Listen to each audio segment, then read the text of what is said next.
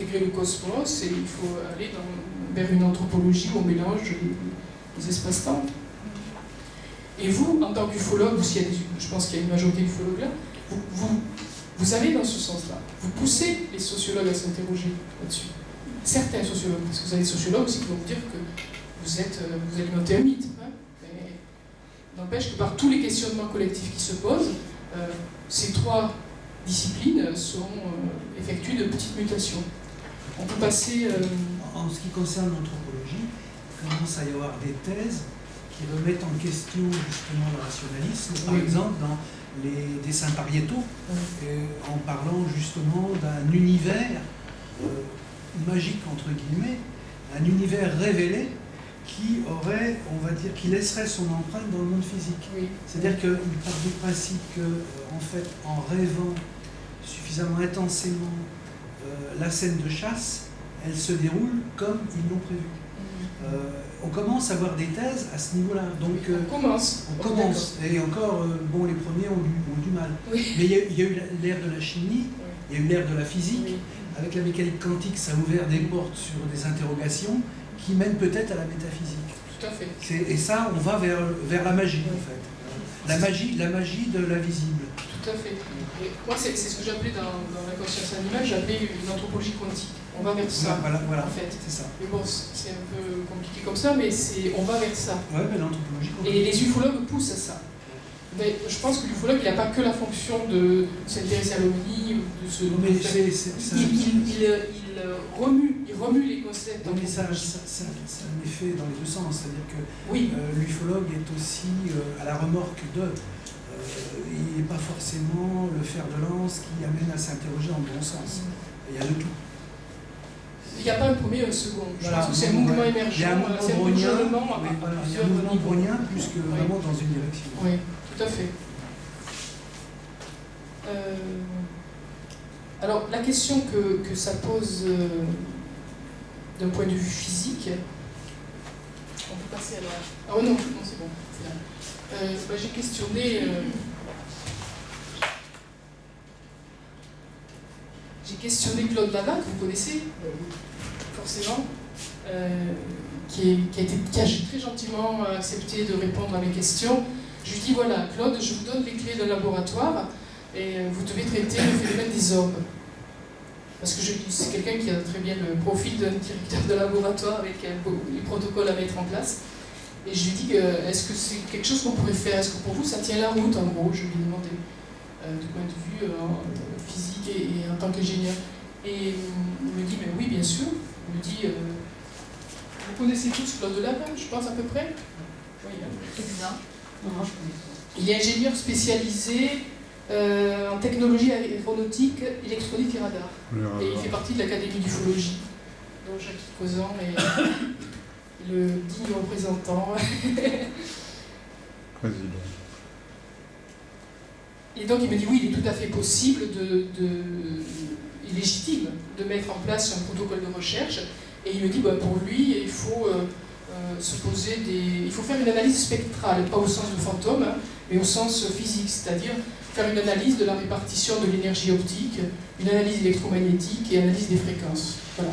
Donc c'est pas impossible, c'est-à-dire que si du jour au lendemain on lui donnait un budget, en gros, hein, concrètement, et les clés du laboratoire, il y aurait une possibilité de mettre des protocoles en place.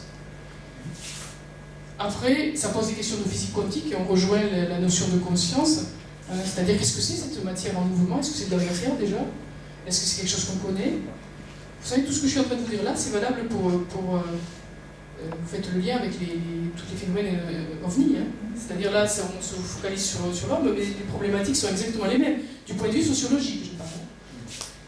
Et quel est est-ce que l'observateur influence l'expérience? Là, j'avais interrogé, peut-être vous connaissez, Jean-Yves Leloup, qui est docteur en philosophie, théologien et prêtre. Et je me dis, il va me prendre pour une folle, je vais lui parler des orbes. Et puis il me dit, mais non, parce que moi je connais très bien les phénomènes des orbes, j'en ai photographié et ça m'intéresse. Et ce qui l'intéresse notamment, c'est l'interaction avec la conscience, avec la personne. Il m'a dit, avec le même appareil photo, à la même heure, devant le même objet, deux personnes ne photographient pas la même chose. Pour l'un, leur billet, pour l'autre, elle n'y est pas. C'est donc le photographe, c'est-à-dire sa pensée, ses émotions, son désir, ses mémoires, qui s'imprime et se projette sur le paysage ou la chose regardée. Cela rejoint les expériences de la physique contemporaine. Le spectateur, par son simple regard, modifie la chose regardée. Et là, on tombe dans une des thématiques de l'ufologie aussi. Où moi, je pense qu'il n'y a pas d'opposition entre le fait de voir quelque chose dans une physicalité, en termes d'ovni, phénomène au sens large, ovni, et le fait qu'il y ait un phénomène de conscience qui interfère. C'est dommage de les opposer. Je ne pense pas que la voie en ufologie et l'avenir de l'ufologie soit d'opposer ces deux choses-là. Après, c'est difficile, moi, je n'ai pas la réponse. Mais c'est d'allier à la fois la physicalité de l'objet et le fait qu'il y ait un phénomène de conscience qui interfère.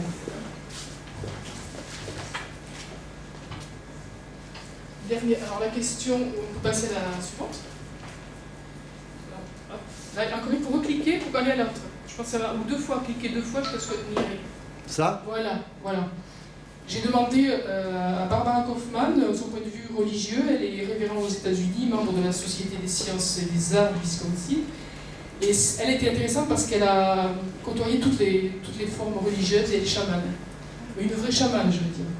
Pas quelqu'un qui a fait 2-3 séminaires et qui s'improvise chaman. Et donc je lui ai présenté les orbes. Elle voit les visages automatiquement, quasiment. Et je lui ai demandé si ça faisait partie d'une religion. Elle m'a dit non, il n'y a pas de rituel ou de prière. Elle ne voit pas, en tant qu'orbe en tout cas, une religion qui consacrerait des rituels ou des prières autour de ce phénomène. Pour elle, c'est quelque chose de surnaturel, de paranormal. Et donc, à cet égard-là, les religions, elle me dit que les religions sont extrêmement méfiantes. Parce que le paranormal n'est pas admis, sauf, par exemple, avec le miracle. Ça, c'est autre chose. Et elle avait déjà photographié des orbes. Elle m'avait d'ailleurs envoyé, à l'occasion d'une séance chamanique, elle prend des photos. Donc elle ne veut pas photographier des orbes, c'est une séance chamanique. Et il y a un magnifique orbe bleu qu'elle m'a envoyé qui apparaît. Voilà. On peut... je crois qu'on va... Après, il y avait d'autres diapos, mais je pense qu'on va passer à autre chose que les orbes, parce que j'ai plus de temps. Vous avez dit que ça relève de quelque chose de surnaturel. Et je voudrais faire une remarque, c'est que dans le naturel, donc qui obéit aux lois physiques, et à celles peut-être qu'on ne connaît pas, eh bien, dans le naturel, la nature est très économe d'énergie, notamment, et on va dire la forme qui contient le plus d'énergie, enfin qui dépense le moins d'énergie, c'est la sphère. Oui. Et donc à faire apparaître des visages, donc en fait, on va dire une géométrisation qui n'appartient plus à la sphère, dans cette sphère, ça veut dire que là, il y a une conscience. Vous voyez ce que je veux dire? Bon, maintenant, il s'agit du fait de sa forme sphérique, oui, probablement d'un phénomène naturel qui obéit à l'économie moyenne. Oui. Voilà. Donc, à mon avis, il y a des choses qu'on ne sait pas, parce que c'est pas révélé par nos sens, donc on est passé à côté, parce qu'on a développé toute la science à partir des sens. Mais là, avec les outils comme les photos numériques, etc., on découvre des choses, on est passé à côté, et ça reste à combler. Oui. Mais ça, à mon avis, ça reste naturel. Et les chamans disent qu'ils en voient, etc., mais qu'ils n'y font pas, comme les ovnis d'ailleurs, ils disent qu'ils n'y font pas attention. Oui. Pour eux, c'est naturel. Quand je dis surnaturel, c'est le parc occidental. En Oui, fait, voilà. C'est plus le chaman qui parle, je ne pense pas, c'est l'occidental. Voilà, je le présente académiquement, on va dire. Voilà. Ou alors ça nous engage. Non, mais... très pur.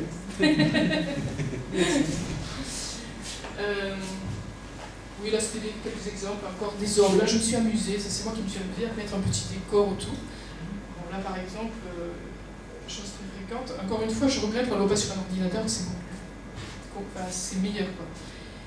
Souvent il y a deux visages qui apparaissent. Soit c'est le même, soit c'est le même en diffraction ou de face et de profil, je ne sais pas trop. Soit ce sont différents, ça j'arrive pas à voir, mais il est très fréquent qu'il y en ait plusieurs. Là, je ne sais pas, est-ce que vous voyez un petit peu? C'est on va pas compliquer, mais on peut le réduire. Là, quand on voit de près, c'est comme quelqu'un qui tire la langue. Là, il y a un fond de... Einstein. C'est très surprenant. Hein. Vous pourrez tout à l'heure, peut-être les personnes pourront approcher s'il nous reste du temps, mais c'est vraiment très surprenant. Des fois, j'ai l'impression qu'on se moquait de moi, ou bon, je sais pas. Bon. Là, je me suis amusée à mettre une sphère, parce qu'on fait comme un petit chapeau, mais est-ce que vous voyez celui-là? Oui, pardon. Oui.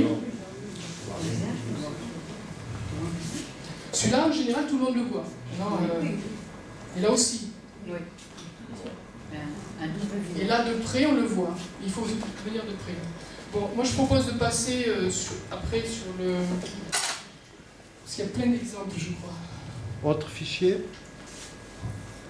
Non, on continue, mais Ce fichier. tout est à la suite. Tout à la suite. La diapo suivante, c'est là. Il y a 57 diapos. La diapo suivante, tout simplement.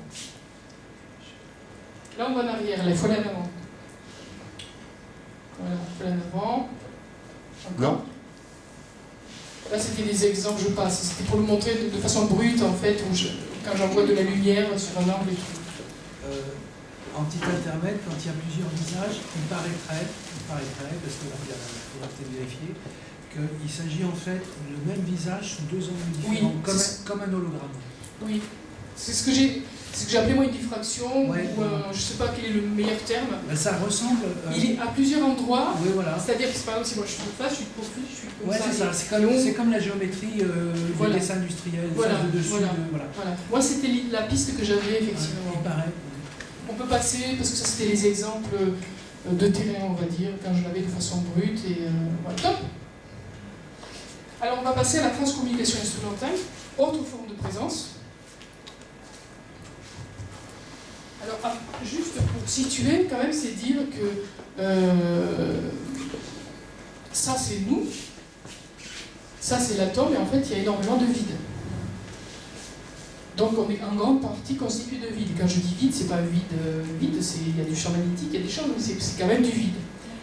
Et pourquoi est-ce qu'on a du mal à l'admettre? Parce qu'on se regarde, on se dit oui, bah, ça c'est de la théorie, mais n'empêche qu'on voit bien les matières, et puis voilà, on peut aller à la diapo suivante.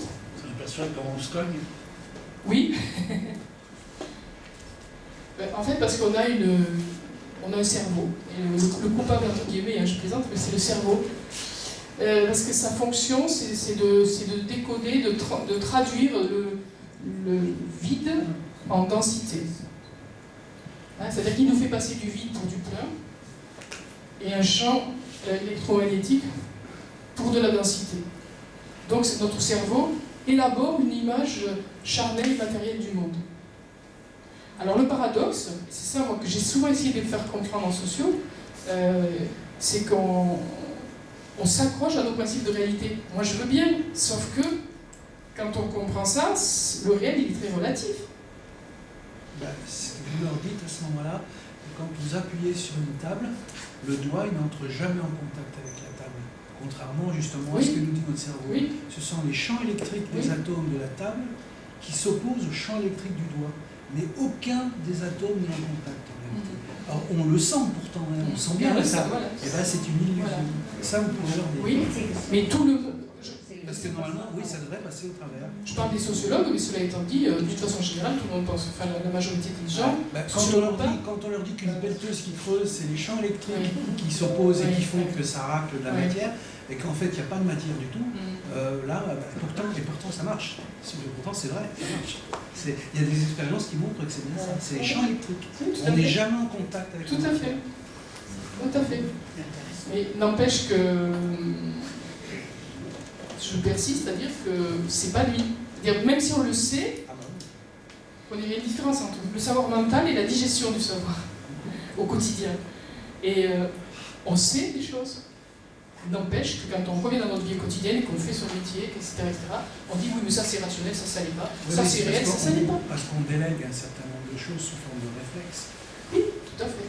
Et malheureusement, on juge comme ça. Il y a des expériences où on arrive à interpénétrer des matériaux sans qu'on l'explique pourquoi. On arrive à faire pénétrer du bois à l'intérieur du métal. Et c'est des expériences d'électrolyse assez compliquées. Et je ne sais pas expliquer. Et les scientifiques se sauvent parce que c'est inexplicable. Tout à fait. Voilà. Donc ça bouleverse quand même notre sens de ce qu'on appelle la réalité. Et au moins, le minimum que l'on puisse faire, c'est ne pas créer des écoles et des courants qui s'opposent, en tout cas, déjà, en disant ce qui est réel et ce qui n'est pas réel. On peut passer à la diapo suivante.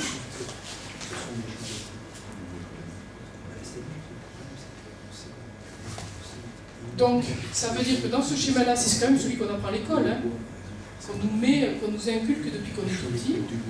Ça veut dire qu'il y a ce qui est en vert, c'est le vrai.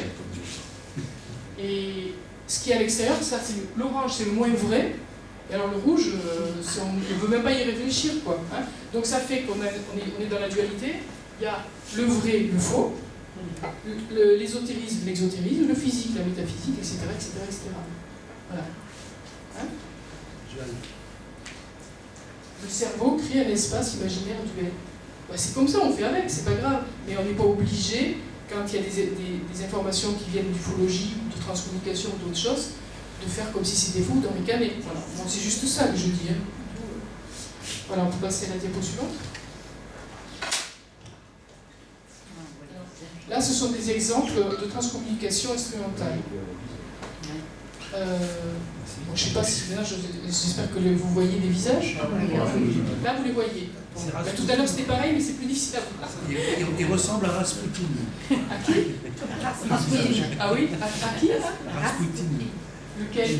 En haut. Oh, les gros choux. Je sais pas. Donc ça, c'est pareil. Quand je travaillais à nouveau 1 an et demi, je ne sais pas quoi, c'était 1 an et demi, ici, des phases, comme ça, 1 an et demi, 2 ans, je me suis fait que de la transcommunication vidéo et audio, et j'ai pu extraire des choses comme ça. Alors à la peine, hein, reproductible, hein, je veux dire, c'est vraiment... c'est pas exceptionnel, hein. On peut passer à la diapo suivante. Et même sur des téléviseurs? J'ai pas travaillé avec un téléviseur. J'ai travaillé avec l'ordinateur, je vais l'expliquer après, j'ai travaillé avec un ordinateur, un écran d'ordinateur et une webcam. Ah oui. Parce qu'en fait, je suis fainéante et j'y arrivais pas bien avec la télé et l'appareil avec les fils. Ça me... Et un jour, j'ai vu sur internet qu'elle me disait, mais moi je fais avec une webcam minimaliste, surtout pas très sophistiquée, comme une webcam des années 2000, qu'un truc très moderne de maintenant. Et je travaille avec l'écran de l'ordinateur. Et donc, il disait, j'approche le... C'est très long, très pénible et très subtil. Hein. On approche l'écran de l'ordinateur, la webcam de l'ordinateur, de l'écran, et on fait l'effet Larsen vidéo en fait. L'effet Larsen audio, c'est quand vous allez dans un concert, vous approchez le micro de la scène, ça siffle, c'est insupportable pour les oreilles. Ça va marcher? Normalement, oui. Non. Ça marche pas. Bon. Vous l'avez entendu dans les concerts. Oui.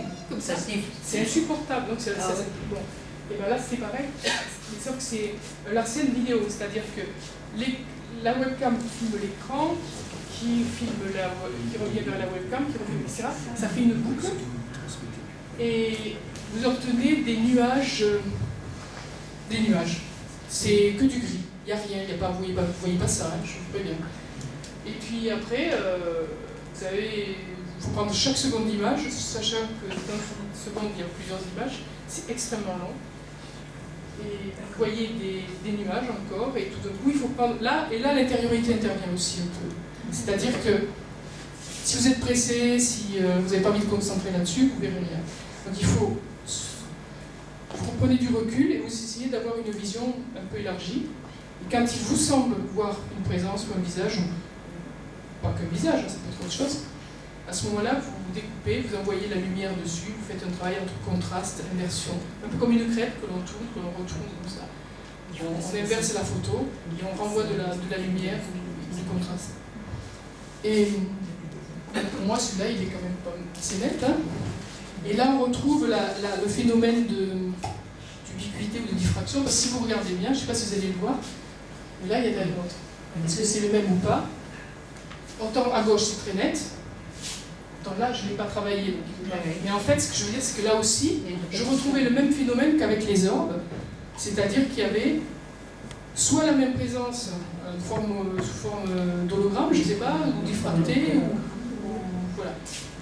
On peut continuer là, celui-là aussi, là. Je sais pas, il est un peu moins net. Mais... Excusez-moi, pour faire ça, vous vous servez de caméra avec son ou sans son? Parce qu'en général, sur la TCI, on arrive à capter des messages aussi audio. Je vais en parler après.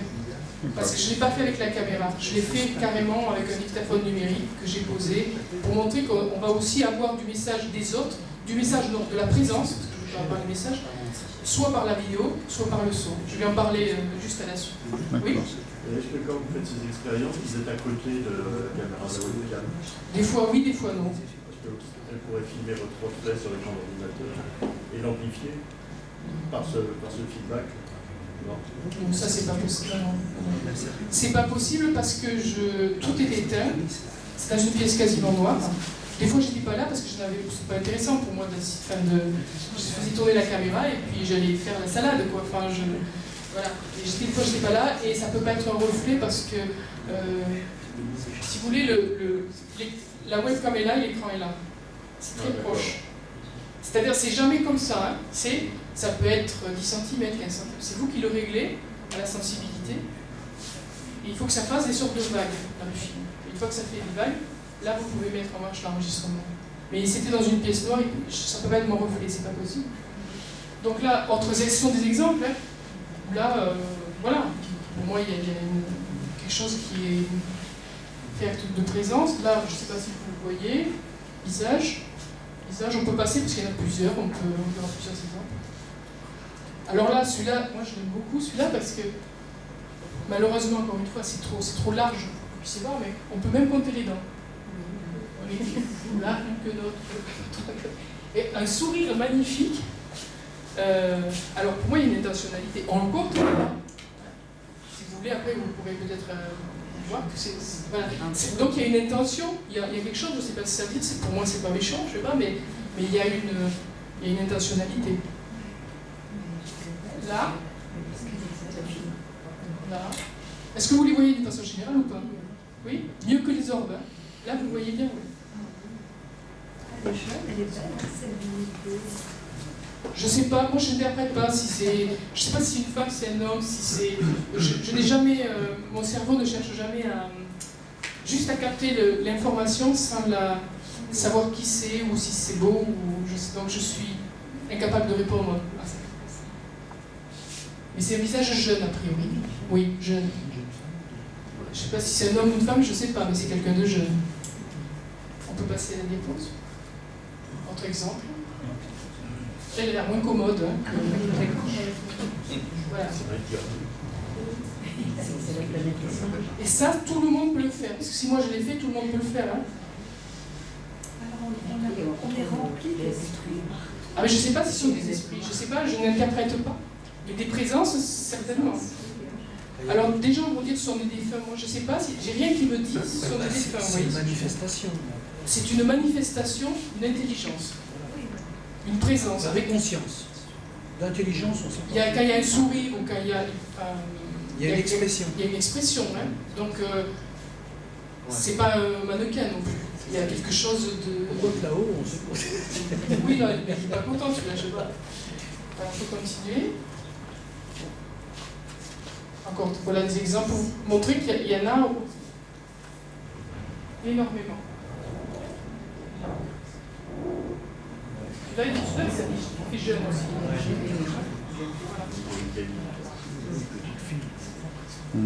Donc, stop. Oui, mais des formes Voilà. qui peuvent donner l'impression d'un visage, il ne faut pas toujours tirer des conclusions. Là. Moi, je ne suis pas d'accord. Parce qu'il y en a trop. Il y en a trop. Là tu n'as pas vu des visages? Enfin, vous faites une mise au point longue et minutieuse. Oui. C'est ça qui fait que vous recherchez la forme dans le nuage, en fait. C'est ce qu'il veut dire, je pense. Non, je fais une mise au point pour C'est ça que avoir... je veux dire. Parce que cette image peut être interprétée comme un visage, mais peut être interprétée tout simplement comme autre chose aussi, ou comme rien. C'est-à-dire, on a aussi la formation naturelle des petites îles en forme de cœur. Ce qu'on disait tout à l'heure avec la... C'est quand même, on en fait des photos par satellite. C'est une réalité, mais c'est juste une coïncidence naturelle en fait. Pas quantitativement, c'est pas possible parce que dès que il y en avait systématiquement. C'était pas aléatoire comme un visage dans un nuage. Il y en avait systématiquement. Bon, c'est que des gens, c'est pas des animaux par exemple. J'ai eu des animaux, alors c'est plus rare les animaux. J'ai posé la question aux communicateurs animaliers, ils n'ont pas su répondre. C'est plus difficile. Moi, j'aurais aimé avoir d'autres choses. Hein. Et vous avez essayé de montrer une photo qui vous paraissait assez nette, que vous interprétiez clairement comme un visage d'animal ou de personne et de montrer un animal. Parce que lui, il n'a pas d'objectivité. Un animal, s'il réagit, c'est qu'il le perçoit bien comme étant... Montrer une photo comme ça d'animal? Ouais. Ah non. Et donc un animal, vous avez eu un chien, Un chat, un animal, un chat, un chien. C'était... Mais là, lui, si vous voulez, d'un point de vue culturel et tout ça, il n'a pas de filtre. Donc lui, s'il réagit à ça, c'est que c'est pas... Non, mais là, il ne vit pas sur le même plan. il vit pas... L'animal Mais n'est pas justement, c'est ça visuel. qui est intéressant. Il n'est pas visuel, l'animal. C'est impossible. Ah, il est Il n'a pas pas la même vue, il n'a pas du C'est par exemple le chien, c'est avec le noir. et c'était pas des ancêtres de votre famille? Dans un miroir, il se reconnaît. Mais je sais pas, je pense. Mais moi je n'interprète pas, savoir, je ne sais pas s'ils sont des défunts. Moi, mon approche elle est sociologique. Ce qui m'intéresse, il y a des présences. Donc, Ça a été le fait. je traite le fait. S'il y a des présences, que ce soit en ufologie, que ce soit. On doit l'intégrer dans le concept sociologique. Après, savoir si c'est mon tonton, ma tata, je me sens pas cette fonction. Ça ne m'intéresse pas en fait. Voilà. C'est pas mon job. Mon job, c'est d'intégrer ça dans l'université et auprès de penseurs qui sont très loin de ça. Oui, Et quand vous leur parlez de ça ou d'ufologie, C'est il faut d'amener une rayonner. somme de données pour que ça soit constaté. Voilà. Il y a des choses Que qu'on ne ce- peut pas prouver du point de vue de la physique pure. Il y a d'autres niveaux de réalité. Oui. Et c'est ça, en fait, qu'il faudra faire comprendre à tous ces physiciens purs et durs. Et là, on va aborder un aspect. Et alors la réaction là, des penseurs, des scientifiques, La des réaction. rationnels, quoi. Oui. La réaction, c'est que il y en a deux. Il y en a une de personne à personne et une institutionnelle. De personne à personne, moi je ne vais pas citer des noms, mais je peux vous dire que ça intéresse des gens très connus. En ufologie, c'est Dire, vous allez au café avec eux, vous mangez un truc avec eux, vous discutez, ils sont intéressés. Mais quand ils reprennent leur rôle de sociologue ou autre, enfin, peu importe la profession, parce que c'est pareil partout, à ce moment-là, il y a à nouveau le recul entre physique et métaphysique qui se place. Alors, on va aller vers par rapport à ce que tu disais tout à l'heure, on va aller vers le son. Et là, tu me dis, parce que c'est la même chose, mais au niveau, comme disait Guy, au niveau du son, tu vas m'expliquer comment on peut l'interpréter.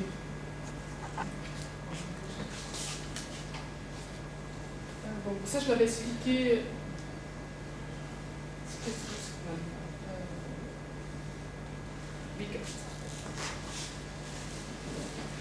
Voilà. Alors, juste avant de passer au niveau du son, tout simplement, moi, ce que je proposais de penser, c'était plutôt que d'adopter ce schéma-là, hein, qui met du in, du out, de l'ésotérisme, de l'exotérisme, hein, c'est que, essayer d'intégrer de plus en plus au niveau de la conscience ce qu'on appelle le ruban de Mobius, qui est une plateforme de réflexion différente, qui n'est pas duelle. Là, dans ce cas-là, il n'y a qu'une seule... Vous avez deux surfaces qui s'enroulent sur une même surface. Si vous suivez le petit chemin de l'escargot, vous apercevez qu'il n'est pas dans la dualité, parce il va aller in et out, mais sur la même plateforme, en fait. Essayez de le suivre. C'est-à-dire qu'il n'y a pas de plan caché. Ça ne marche pas, ce micro. Vous m'entendez par le micro, tout simplement? Non. Il me semble, hein, s'opposant à un plan en parole. Il est éteint, je crois. C'est-à-dire qu'il marche un moment, et puis au bout d'un moment, ça... Il est pas éteint? pour ça qu'il n'y a pas de larcin. Là, il marche. Donc il faut faire attention. Il faut faire attention de ne pas appuyer sur le bouton. J'appuie sur le bouton? Ah, pardon. Parfois il peut se perdre aussi si la pile est vide. D'accord. Donc ça c'est votre possibilité. Il y a un autre micro par là. Peut-être le tenir plus haut. Plus haut? Oui, le prendre plus... Ça, on ne peut pas toucher d'un truc. Voilà. Non, mais il marche. vas-y. Donc c'est une image, c'est une représentation d'une façon de penser qui fait éloigner un petit peu la dualité. Hein, c'est le regard Oui, du c'est monde. possible aussi. Non, mais les boutons sont sensibles aussi. On peut passer à la diapo suivante. Alors là, c'est là qu'on va... Je vais répondre à ta question, Guy, enfin pas répondre, mais évoquer ce que tu disais tout à l'heure par rapport à l'audio. Il y a donc des présences en vidéo qui émergent, et il y en a en audio. Alors l'audio, ça, tout simplement, j'avais un dictaphone, que j'ai déposé dans un studio fermé avec des murs de 45 cm. Personne à droite, personne nulle part. Et je pose un dictaphone en déclenchement automatique. Et le lendemain, j'allais voir le résultat. J'aimerais bien, là, est-il possible d'aller dans le fichier audio? Fichier Audio. C'est où ça? C'est là où il y avait la vidéo, mais à côté. Voilà, Voilà. La première.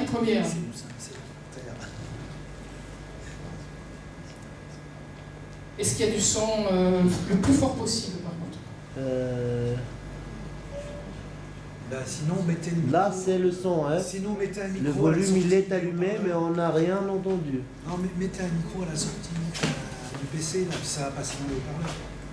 Ah, c'est dommage parce que c'est important. Non, mais vous parlerez pas, de toute façon, ils ne sauront rien. Là. Ça ne rien.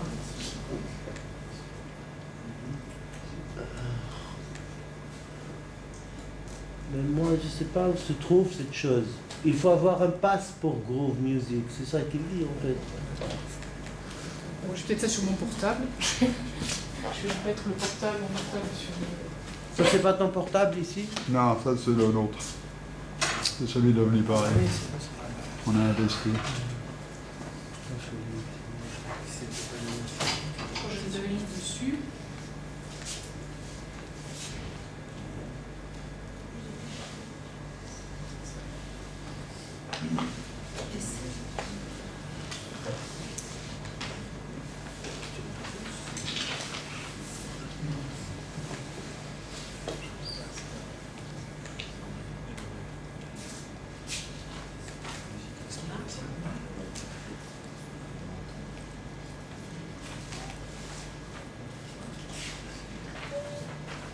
Vous avez entendu quelque chose? Un petit bip? Bing. C'est ça qu'on a entendu?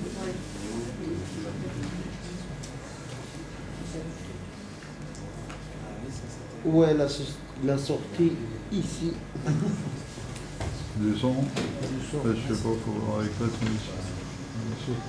Il est sorti. Ah, c'est ici. Voilà. Bon, on réessaye en mettant le micro. Ah oui, on entend. Non, mais ça, c'était le micro. Hein. Ah bon? On a. Le micro marche pas. Ou alors il marche pas assez, je sais pas. Encore une fois, ping, comme c'est le son qu'on entend dans les avions. Parfois. Qu'est-ce qu'on entend? Normalement, C'est un langage ou ce sont des Ce sont des bruits? notes de musique. Il n'y a pas de langage parlé. J'ai eu aussi, mais il faudrait qu'on puisse le... Ah. On entend une note. Des grillons. Oui, Mais ben, tu peux pas aller sur le 6, il y a marqué voix bonjour. On doit dire bonjour. Voix bonjour. Ouais. On doit entendre bonjour. Ah, C'était tout. C'était tout. Oui, mais c'est suffisant.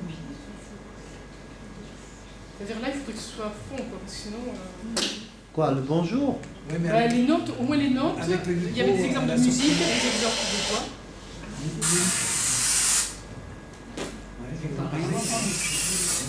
Bon, ça, c'est pas une voix, mais bien.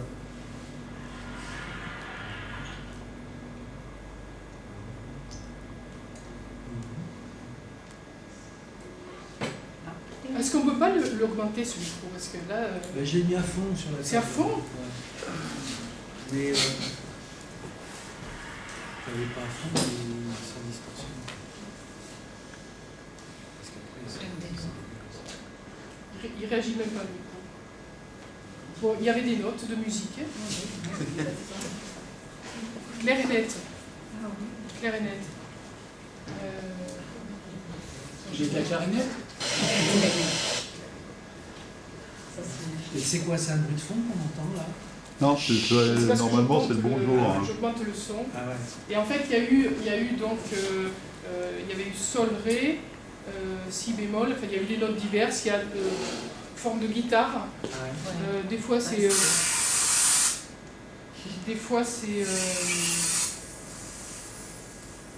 Tu veux jouer ça, toi? Je sais pas ce que c'est une note ratée aussi. Enfin, il y a de la musique qui est arrivée.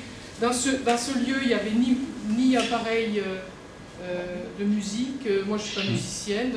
C'était fermé, personne ne pouvait rentrer. Et j'ai eu des notes, mais clairement des notes de musique, qui ont été d'ailleurs identifiées. Et quand on va dans le son, comme tel, Ah oui, oui. il est à c'est fond. un do, c'est pas un Le son, J'ai une musicienne, il y a une musicienne dans la salle. Ah bah ouais. Non, c'était ça peut être le hasard. Je sens pas plus. Voilà, ré dièse, par exemple. Ah oui. Ouais, sur l'ordi, c'est à fond aussi. oui, mais ouais. ce sont des enregistrements très courts sur des appareils sonores qui sont pas très bons. Hein. Voilà. En mettant le micro là maintenant dessus. Oui, c'est ça que je fais. Mais ça s'entend toujours. Parce que ce sont des c'est-à-dire, il n'y a pas de répétition, on l'entend juste une fois très vite. Bon, enfin, de toute façon, ce sont des sons simples, il n'y a pas de phrase. De toute façon, c'est pas quand. C'est plutôt simple. Voilà. C'est vrai que c'est plutôt simple, c'est court, c'est pas. Il n'y a pas une page de texte ni 10 lignes. Mais j'avais fait un code de communication en posant une question et en disant réponse oui, réponse do, non, fa par exemple. Peut-être, hop, j'en prenais une autre. Et je mettais une question à côté du dictaphone numérique en auto-déclenchement. Et le lendemain matin, je venais voir le résultat. Et j'ai eu un petit échange de communication rudimentaire. Bien sûr, on n'est pas en interview, je veux dire, hein, mais réel, avec une présence. Je l'appelais une présence, ou un autre. Et des fois, c'était des notes de musique, des fois, c'était une voix. Une fois, il y a eu mon prénom. Oui, des claquettes. Ah oui, il y était celui-là, je parle parce que celui-là, on a un bruit de pas et un bruit de doigt, comme ça. Clair, net et précis. Alors moi, ça m'ennuie qu'on ne puisse pas l'entendre parce que là, ça aurait été, tu m'aurais expliqué comment on peut expliquer ça. C'est pas de l'appareil d'oléolytique ou je ne sais pas. Non, mais et je m'y attendais pas en plus. Doigt, pas, pour moi, c'est pas très probant.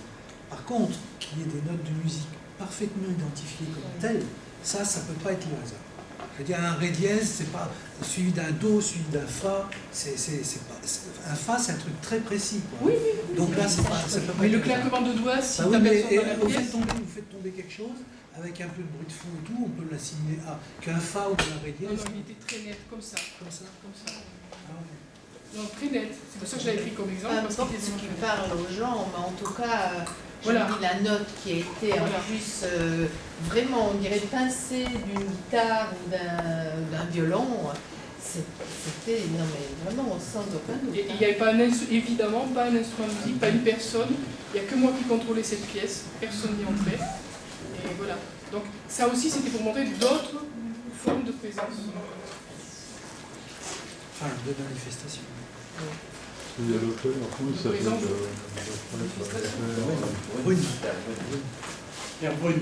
Brune, voilà, exactement. Lui avait fait des expériences aussi, et il obtenait des phrases, il posait des questions, et il obtenait des phrases, mais sur un magnétophone, il fallait repasser la bande à l'envers, et on entendait des fois « Maman, je t'aime ». Voilà, des phrases. Mais en réponse à une question posée. En plus. Il y a beaucoup d'approches. Moi, j'ai choisi de travailler comme ça, avec un dictaphone numérique à autodéclenchement. En général, on m'a dit plutôt, effectivement, prendre... Mais il y a des gens, des gens intuitifs, on dit intuitifs, moi j'appelle sensitifs, qui peuvent être des chercheurs physiques, hein, je veux dire ça vraiment, qui disent, mais en fait, parce qu'on leur pose la question, on dit, comment tu as pu, avec ce qu'on avait en naissance, comment tu as pu aboutir à ça, je veux dire, il manque des choses, comment tu as trouvé ça? Il me dit, on me l'a dit, je ne sais pas comment, on me l'a dit, et pas en rêve, dans ma tête, on me l'a dit. Voilà. C'est-à-dire qu'en fait, là, il s'agirait simplement, je dirais, d'une manière naturelle, sans artefact, sans outillage, d'avoir, je dirais, une manifestation aussi. Et c'est des gens qui, a priori, ne montraient pas de don mnémonique ou de choses comme ça. Hein. Ça peut arriver à tout le monde. En fait, ce qui semblerait, c'est qu'à partir du moment où quelqu'un s'est suffisamment posé la question, c'est-à-dire que ça lui trotte dans la tête, il va aux toilettes, il se lève la nuit, etc. Il a toujours ça dans la tête. Et bien le jour où il s'en débarrasse, qu'il prend des vacances, clac, la réponse arrive. C'est-à-dire qu'il faut qu'il y ait véritablement concentration mentale et lâcher prise. Et c'est au moment du lâcher prise que ça arrive. Voilà. Et ça paraît être la meilleure méthode, entre guillemets, naturelle. De même que quand vous mettez votre magnétophone, vous êtes obligé de le laisser et de passer à autre chose. Voilà. Mais ça, c'est le lâcher C'est pour prise. ça que j'ai refusé parce qu'il y a des gens qui disaient qu'il faut plusieurs personnes et puis on enregistre. Moi, j'avais pas envie de me concentrer de cette façon. Je dis ça marche pas. Je dis ça marche, tant mieux. Je continue, si ça marche pas, j'arrête. Et j'ai fait de cette façon. Et Il y a quelque chose dire qu'il y à voir avait avec pas la assez. méditation. Je pense que il y a une première étape de concentration. Je ne sais pas si c'est de la méditation. Il y a une première étape de concentration. Il faut vraiment penser le truc, chercher, penser. Et je ne sais pas si c'est de la méditation ou de la concentration, mais ça occupe l'esprit. Et à un moment, après, il faut, quand on sature, il faut arrêter, passer à autre chose et oublier. Le vide. Et c'est là que ça arrive, la réponse. Il faut avoir un petit côté obsessionnel à un moment donné aussi, d'être dans cette recherche-là et de passer effectivement Et plus on est dans cette recherche-là, intensément, plus il y a de résultats. D'où le fait que la conscience peut très bien intervenir. On va passer aux ovnis, à l'ufologie. Oui. Là, l'ufologie, je ne vais absolument rien vous apprendre. Vous êtes plus doué que moi, là, je sais que vous êtes plus au courant de Si tous vous les dites- phénomènes. Si vous dites que c'est lié à la conscience, vous allez avoir des surprises. C'est quel dossier? CA. C'est-à-dire de ces dossiers que j'ai devant Non, moi là. c'est le même que le premier. Ce qu'il y avait sur le côté, là. Diaporama. Diaporama. Ça prend un moment. Et là, il faut aller jusqu'à CA. Oui, mais il Ah, ne ça va doit pas être le jusqu'à deuxième. CA. Ah, c'est le deuxième alors. En cliquant 2 fois, il risque de passer l'image. Il faut juste cliquer 2 fois si ça bloque. Pas bien. Ouais, top. Super. Voilà. Ah, on connaît ça. Alors, toujours d'un point de vue sociologique, hein, moi, Ouais. autre forme de présence, celle que vous connaissez très bien. Là, j'ai pris le tableau de Jackie Causan avec son autorisation. Parce que bon, c'était très bien fait, je n'avais pas raison de reprendre quelles sont les formes de présence. Là aussi, on peut dire que c'est l'appareil Dolly. Bon, c'est un peu facile l'appareil Dolly. Voilà, il y a tout un tas de formes qui sont là. On peut passer à la diapo suivante. Il y a des formes plus vivantes, on va dire, entre guillemets. Il y a des témoins en abondance.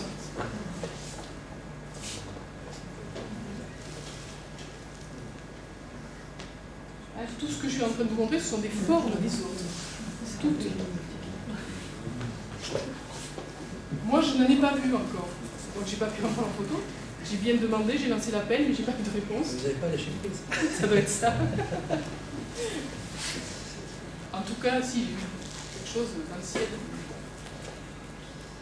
Bizarre, mais... Voilà, on peut passer.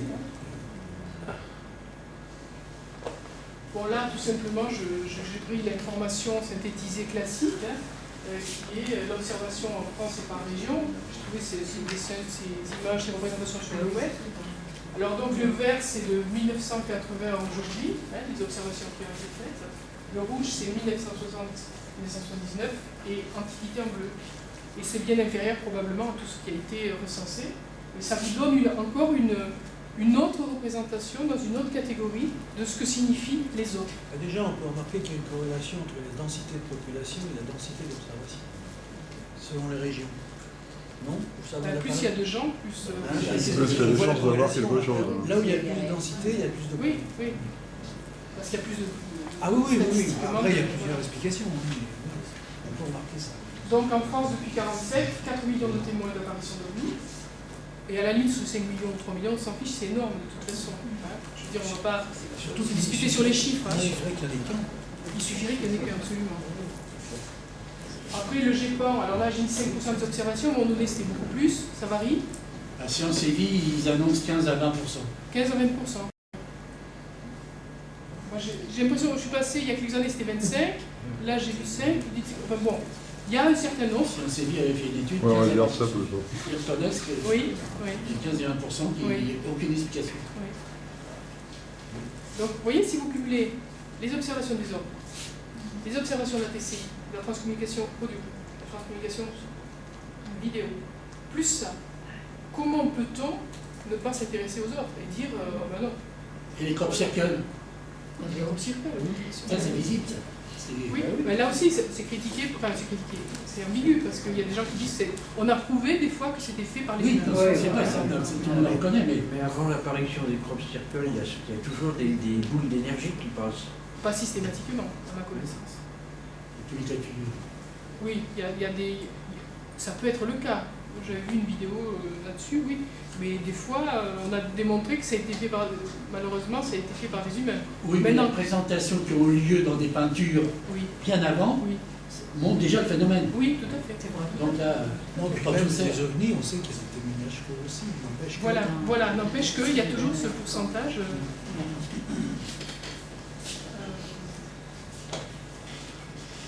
Voilà, on peut passer à la diapo suivante. Alors, si on élargit un petit peu, selon l'ONU, 150 millions de témoins d'apparition d'OVNI ont été recensés dans le monde. C'est énorme. C'est énorme. 3500 pilotes civils, ça je pense que les chiffres sont approximatifs, mais bon, parce qu'ils sont anciens et je pense que ça a dû évoluer encore depuis. Plus de 3500 pilotes civils et militaires à bord des observations d'OVNI. On ne peut pas dire qu'ils aspirent à passer pour des gens non rationnels et je pense qu'ils sont quand même, les militaires sont souvent assez crédibles. 120 000 témoignages ont été étudiés, 20 000 relatent des atterrissages d'OVNI, 3500 photos d'OVNI sont répertoriées, 4 000 traces au sol d'activité d'OVNI ont été répertoriées. Donc cumuler tout ça depuis le début, ça pose des questions. On peut passer à la suivante.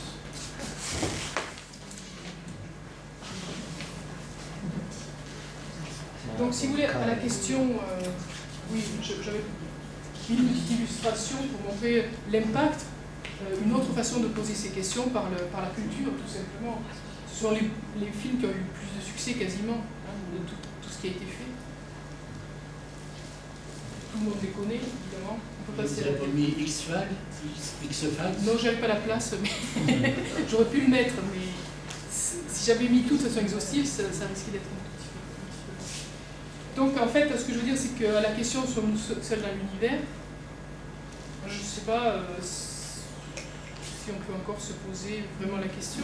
Après, c'est compliqué. Et ça dépend ce qu'on appelle seul, si c'est incarné, si c'est conscient, si c'est... Voilà. Parce que, vous voyez, par exemple, tout à l'heure, on parlait des ormes, avec le niveau d'énergie, je dirais, qui n'est pas perceptible par l'œil, par exemple. Énergie minimale, puisqu'en sphère, etc. D'accord. Mais vous faisiez des fois des ponts en disant c'est quand même l'ufologie. Or, il faut remarquer que les niveaux d'énergie ne sont pas du tout les mêmes, parce que même si c'est un phénomène de conscience, ça quand même, ça déboule sur des paquets d'énergie énormes, parce que ça laisse des traces au sol. On le voit, donc c'est matérialisé. Ça veut dire des niveaux d'énergie qui n'ont rien à voir avec ce qu'on peut supposer de la conscience. Donc ça voudrait dire qu'il y a des interfaces quelque part qui servent d'amplificateurs. Parce que nous, avec nos rayonnements, on va dire, et puis nos ondes alpha et tout ça, on ne peut pas cumuler des énergies capables comment dirais-je, de géométriser des engins pareils. Vous voyez ce que je veux dire? Tout à fait, je suis tout à fait d'accord. Simplement, moi je fais dans la synthèse, là, parce qu'après, si on rentre dans le détail, effectivement, il faut aller dans ce sens-là. Je suis tout à fait d'accord. À propos donc, de cette... sommes-nous seuls dans l'univers, il y a une petite question à poser, moi que je trouve intéressante. Notre galaxie, j'ai vu ça sur le web, notre galaxie compte environ 500 milliards d'étoiles, soit le nombre de riz qui contiendrait, à votre avis, dans une cabane de jardin, dans un gros camion ou dans une cathédrale de grande taille. Notre galaxie compte environ 500 milliards d'étoiles, soit le nombre de grains de riz qui tiendraient petit A dans une cabane de jardin, petit B dans un gros camion de 60 mètres cubes, petit C dans une cathédrale de grande taille. 2,67, c'est-à-dire un échiquier. Il faut me dire A, B ou C. Je ne sais pas. Il faut calculer. Non, mais à peu près, c'est un grain de riz, 2 grains de riz, et puissance de 2 à chaque case. Dernière case, vous êtes à 2 puissance 64. C'est dans ces eaux-là. 500 milliards, quelque chose comme ça. Oui, alors ça contiendrait... Donc c'est petit. Le nombre de riz, c'est le nombre de graineries qui tiendraient dans une cabane de jardin, dans un beau camion ou dans une cathédrale de Brantôme. 500 milliards. 500 milliards, ça. Cathédrale. Donc quand les gens se posent la question, c'est-à-dire on est une grainerie dans une cathédrale. Donc, sachant qu'il y a en plus plusieurs dimensions. Comme l'art, parce que là on n'est pas dans notre dimension, dans ce qu'on a abordé. Est-ce que vous imaginez qu'on soit la seule forme de vie? Donc les graineries plus les dimensions dont on ne connaît rien, enfin on ne connaît rien.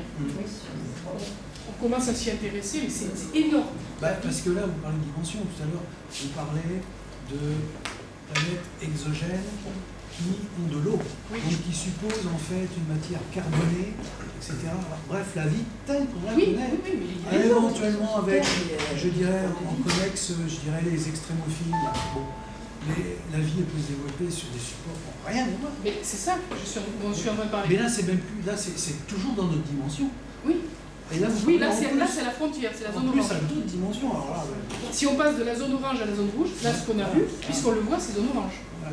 Si on passe à la rouge, vous savez, il y a des verts, à l'intérieur, il y avait la zone orange et la zone rouge. Alors là, si on ne voit pas, on a tout à découvrir. On voit les chiens et les chats.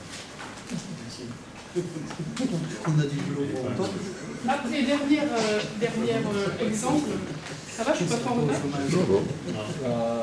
Ah non, mais bon, alors, il y a un endroit aussi où on trouve des autres, des présences, c'est le domaine de la communication animale intuitive. Alors, qu'est-ce que c'est la communication animale intuitive? La communication animale intuitive, il ne faut pas la confondre avec la biologie du comportement, il ne faut pas la confondre avec l'éthologie. Dans l'éthologie, on étudie l'animal dans son milieu, puis c'est une approche scientifique classique.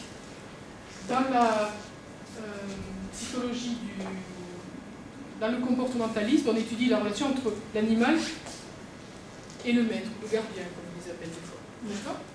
Bon. Donc dans les deux cas, il y a besoin de la présence physique de l'animal.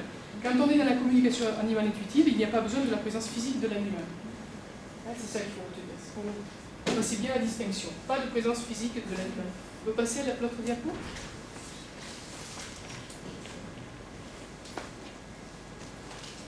Donc les acteurs en présence, c'est les espèces animales, quelles qu'elles soient. Il n'y a pas de distinction. Ça peut être aussi bien le lézard, l'oiseau, la mouche, le cheval, le lion, la girafe, etc. Il y a l'humain. L'humain, c'est le propriétaire ou le gardien de l'animal, et le communicateur animalier intuitif, qui lui va faire la médiation. Et c'est là qu'on rejoint la thématique des autres, il y a des présences. À quoi servent ces présences? Alors ces présences, elles sont nommées différemment, selon les communicateurs animaliers. Elles sont nommées les aidants, les vétérinaires du ciel, les guides, les équipes d'accueil, les êtres de notre plan, etc. Peu importe le vocabulaire, c'est pas très important. Et ils viennent aider en fait le communicateur animalier dans la médiation qu'il fait avec l'animal. Ça peut être, il ne remplace pas le vétérinaire, attention. D'ailleurs, il n'a même pas le droit. Mais dans des problèmes de comportement, par exemple, un cheval qui ne veut pas monter dans le van, un truc comme ça, on peut appeler un communicateur animalier, ou aussi avec un animal défunt. Quand il y a un propriétaire veut un contact avec un animal défunt, il y a une connexion de conscience à conscience qui s'établit. Bon, peu importe. Ça, c'est pour vous dire que donc j'ai travaillé là aussi 1 an et demi, 2 ans. J'ai suivi des séminaires de communication animale avec 3 personnes. J'ai suivi des séminaires de communication animale avec une seule personne en tant qu'observatrice simplement. J'ai pas suivi le séminaire en faisant des exercices. J'étais juste une sociologue en train d'observer. Et par ailleurs, j'ai interviewé quelqu'un qui s'appelle Jean-Luc Janizewski et une vétérinaire qui travaille en communication animale qui s'appelle Pascal Piette. Et tous deux confirment qu'ils ont des gens qui les aident, des présences qui les aident. Et ce qu'il y a de très intéressant, vous allez voir le lien avec l'ufologie. Et cela étant dit, je n'ai pas le temps de l'aborder là, mais ces présences-là m'ont été confirmées, c'est très long, ça aurait été très long à expliquer, m'ont été confirmées en transcommunication instrumentale. C'est-à-dire que j'ai été en contact avec des personnes qui étaient peut-être pas des vétérinaires du ciel, je n'ai pas la prétention de dire ça, ou je ne sais pas, mais des gens, des présences, des intelligences qui étaient autorisées à répondre à mes questions sur les animaux. Et je ne me suis pas intéressée à la communication animale par hasard, c'est parce qu'il est arrivé ça dans mon expérience de transcommunication audio et vidéo, et surtout audio, que je me suis intéressée à la communication animale. C'est pour ça que je vous ai posé la question tout à l'heure, est-ce qu'il y avait des manifestations d'animaux? C'était pas par hasard. Dans les visages. Jamais eu. Voilà. Et jamais eu, très peu. Non, mais et j'ai demandé pourquoi, ils n'ont pas su me répondre pourquoi il y avait peu d'animaux. Ah oui. Et j'ai pas résolu. Enfin, personne n'a pu vraiment me répondre à ça. Et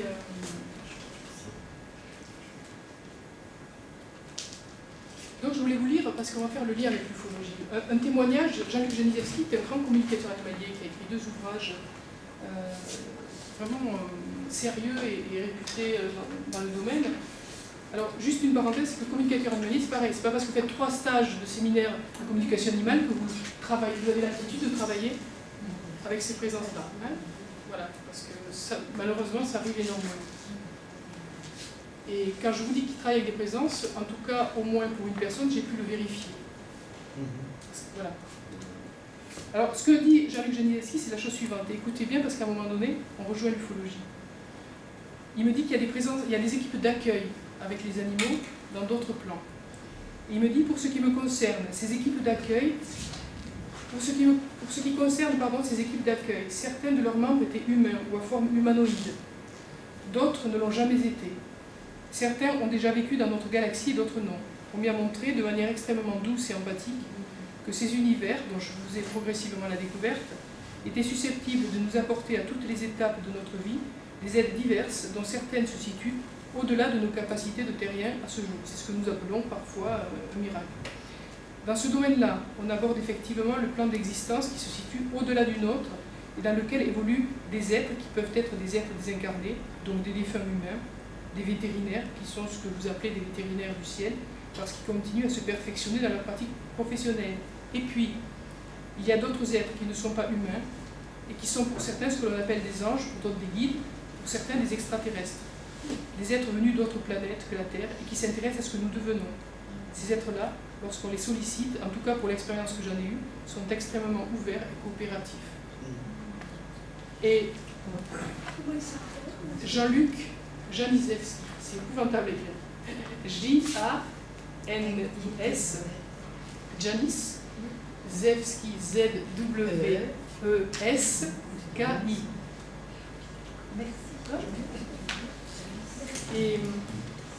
Et là, on rentre dans quelque chose d'intéressant pour l'ufologie à considérer. Je ne vous parle pas de ça pour que vous vous intéressiez forcément à ça, quoique, mais c'est parce qu'il me parle des univers de forme. Et là, il me dit qu'à un moment donné, il a été confronté à une expérience, et il est avec un être.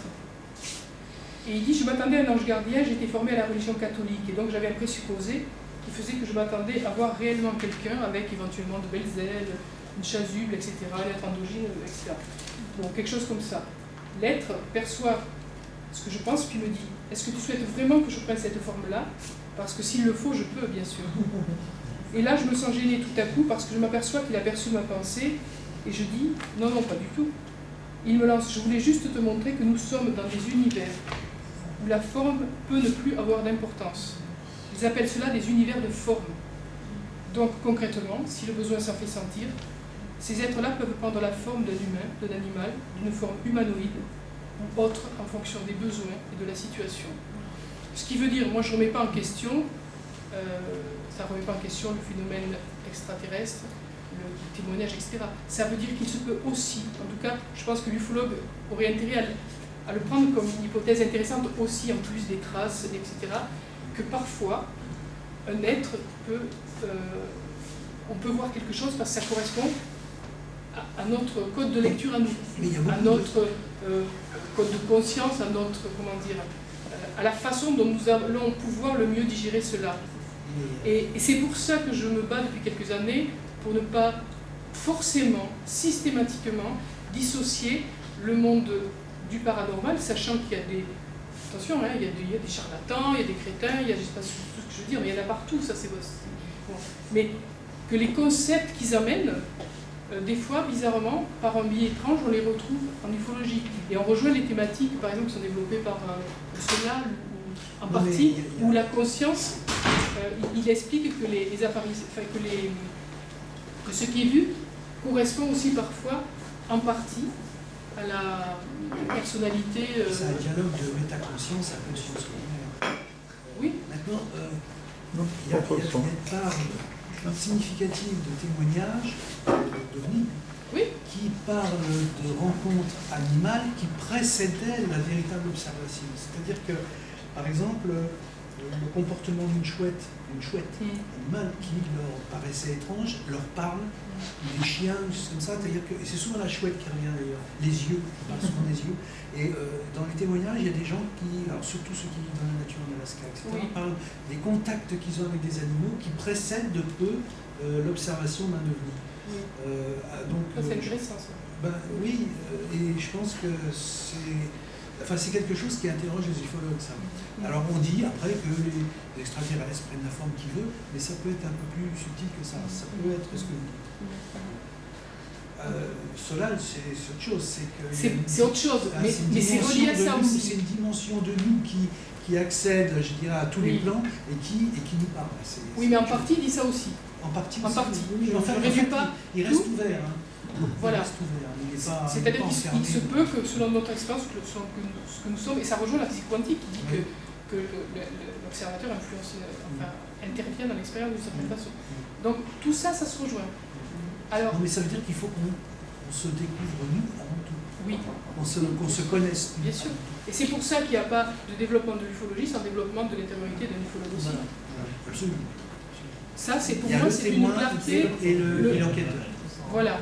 Et lui, pour moi, l'ufologue à venir, c'est celui qui développera le in et le out en même temps.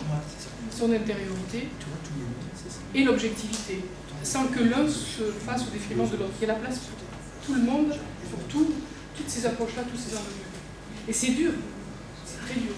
C'est très très dur parce que, a priori, on se dit, mais c'est plutôt incompatible. Donc je passe à la dernière partie.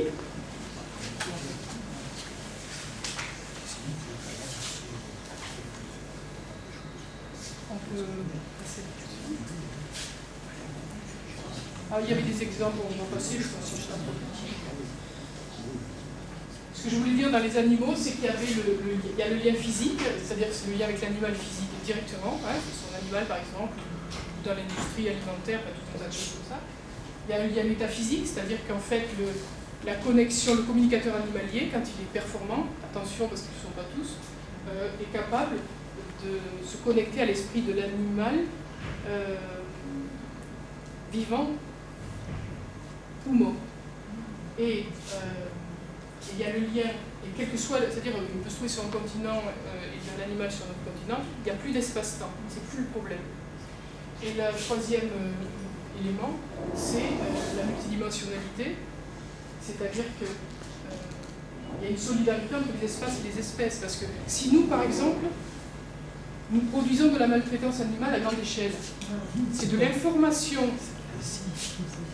Oui, malheureusement. C'est épouvantable, mais bon, je prenais des gants, quoi.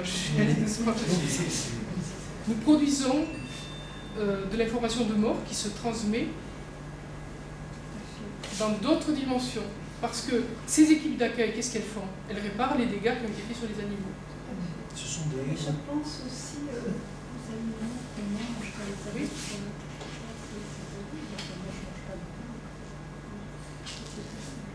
En tout cas, il faut qu'on intègre ça, qu'on prenne conscience que toutes les informations que nous produisons interagissent dans d'autres univers. Aussi bien pour nous, évidemment. Déjà, il faut admettre que les animaux ont une émotion, qu'ils souffrent, etc. C'est-à-dire qu'ils sont capables d'émettre vers cet univers leur souffrance. Et ça, aujourd'hui, on le sait. Oui. On le reconnaît. On dit que les animaux de compagnie, maintenant, ne sont plus des objets juridiquement, mais on oublie que tous les autres animaux d'élevage restent des objets. Bon. Mais ce sont des martyrs. Des martyrs. Bon, à partir du moment où ils souffrent, etc., ils sont capables de transmettre. Et alors à ce moment-là, ceux qui sont les services d'accueil, là, sont des héros, parce qu'ils réparent sans nous juger. bravo. Mais l'interaction et ce point d'ufologie, par exemple, quand vous avez des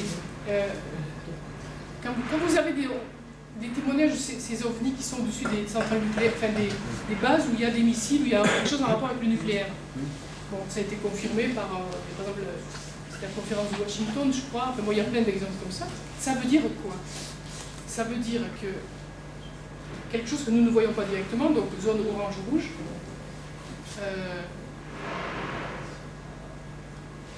réagit à notre façon de traiter, d'utiliser le nucléaire. Pourquoi? Parce que dans une autre dimension, probablement ça les gêne, où il y a nuisance. Donc ils font la même chose, il n'y a pas de différence entre l'être, la présence, je ne sais pas si on peut appeler ça l'être, mais la présence qui a été, à partir desquels il y a énormément de témoignages en ufologie, qui est au-dessus des missiles nucléaires, et la présence qui essaye de faire quelque chose, de réparer ou de ne pas réparer, je ne sais pas ce qu'il faut, et la présence qui est avec l'animal. On est dans une hyper-écologie, en fait. Enfin, ceci dit, il n'y a jamais eu d'ovni observé au-dessus des abattoirs. C'est dommage. Non, il n'y a pas eu. Non. Dommage. Mais on est dans l'univers de forme. Oui, c'est ça. Je comprends. On est dans l'univers. C'est là, on rejoint ce que je disais tout à l'heure. On est dans l'univers de forme. Parce que les communicateurs animaliers, ces êtres-là, ils les voient. Les Indiens, autrefois, quand ils tuaient un animal, c'était une prière. Oui. Ils disaient excuse-moi, je vais te tuer, voilà, etc. Il y avait toute une préparation parce que finalement, tuer un animal pour le manger, c'est tout ce que les animaux font. Ils se mangent les uns les autres en permanence. Donc ça fait partie du cycle naturel. Mais c'est peut-être la façon dont nous on le fait, la cruauté sur notre comportement envers les animaux qui est dommageable. Pas forcément le fait de manger de la chair animale. Il y a des nuances. Il y en a 3 milliards par La semaine. circonstance atténuante, c'est qu'on est nuance. Qui c'est qui avait dit ça? Pardonnez-leur, ils ne savent pas ce qu'ils font. Christ. Ben, je crois que c'est ça, avec les animaux, il y a un peu de ça. Oui, mais maintenant on commence à savoir. Mais maintenant on commence à savoir. Absolument. Donc, il faut que ça cesse. Voilà. On peut passer à la diapositive. Bon, on va passer parce que c'est pareil, c'était la même idée, c'était pour montrer qu'il y a une boucle en fait, tout simplement, une boucle rétroactive, c'est-à-dire que ce que nous faisons rentrer comme information dans la boucle, ce qu'on fait rentrer comme information dans la boucle, on peut la retrouver à différents niveaux de réalité. C'est-à-dire que si vous faites de la maltraitance, c'est pas de la maltraitance, c'est de l'horreur. Ce qui se fait des fois dans les laboratoires ou des choses comme ça. On ne va pas rentrer dans les détails parce que vous ne dormirez pas de la nuit si je vous raconte certains trucs. Oui. En fait, on fait rentrer ça dans une boucle et après, dans nos créations, nous allons culturelles, ça c'était le film Alien par exemple, ça continue dans la boucle. Là, on est dans une mutilation animale. Ça continue. Là, c'était des exemples c'était Auschwitz, je crois, et puis c'était le film Orange Mécanique. Si on change la boucle, c'est-à-dire où on traite la boucle en mode vertueux ou en mode non vertueux, à partir du moment où vous la traitez en mode vertueux, en rétroaction, parce qu'on est dans une multidimensionnalité, en rétroaction, vous recevez quelque chose de différent. Et par rapport au phénomène des ovnis, j'ai discuté de ça avec un ufologue récemment. Je pense qu'à partir du moment, là je vais faire le lien directement entre l'ufologie et la conscience animale, à partir du moment, la différence entre l'animal et l'extraterrestre, ou l'intraterrestre, appelez-le comme vous voulez, c'est pas nous, ce sont deux espèces différentes. La façon dont on traite l'un, il y a des chances que l'autre soit traité de la même façon. Si on change la façon de traiter l'un, l'autre change. Et le rapport que nous allons avoir potentiellement de ce fameux contact, dépend peut-être, je dis bien peut-être, ça c'est mon hypothèse et ça n'engage que moi, hein, de la façon dont nous gérons l'espèce. Par des mots autres que nous. Si nous gérons l'espèce de façon vertueuse, l'espèce autre que nous de façon vertueuse, nous engageons un contact beaucoup plus favorablement que si nous ne la... Ça fait 10 ans dans les mails que je dis, si vous voulez contacter les extraterrestres, vous voulez vous préparer, apprenez à parler aux animaux qui nous entourent. c'est là la solution. Parce qu'il y a une boucle. C'est même pas moral. Attention, je dis aussi que l'univers est un et tout, etc., qu'il y a une conscience universelle, une métaconscience, etc. C'est-à-dire qu'il y a effectivement, je dirais, des soubassements à ce raisonnement-là, c'est évident. Mais par contre, c'est ce que disent les chamans, c'est ce que disent toutes les religions anciennes, et je pense qu'ils ont eu des milliers d'observations, c'est pas des crétins. Voilà. Et bien l'ufologue peut être un chaman aussi. Pas, il est chaman, mais il peut avoir cette intellectualité-là, cette philosophie-là. Tant pour moi qui ne parlera pas, qui ne sera pas capable d'empathie avec les animaux, or jusque-là... Mais c'est pour ça que je fais ça. C'est de l'humain, c'est du personnel. Après, je dirais l'ufologie, c'est une activité. C'est pas encore lié. Mais moi, c'est pour ça que je fais une conférence comme ça. C'est pour relier les domaines. Et que les bienfaits pour l'ufologie seront... incroyable, potentiellement. Après, moi, je détiens pas la vérité. C'est Pythagore qui disait tant que les hommes massacreront les animaux, ils s'entretueront. Celui qui sème le meurtre et la douleur, il peut récolter la joie et l'amour. Tout à fait.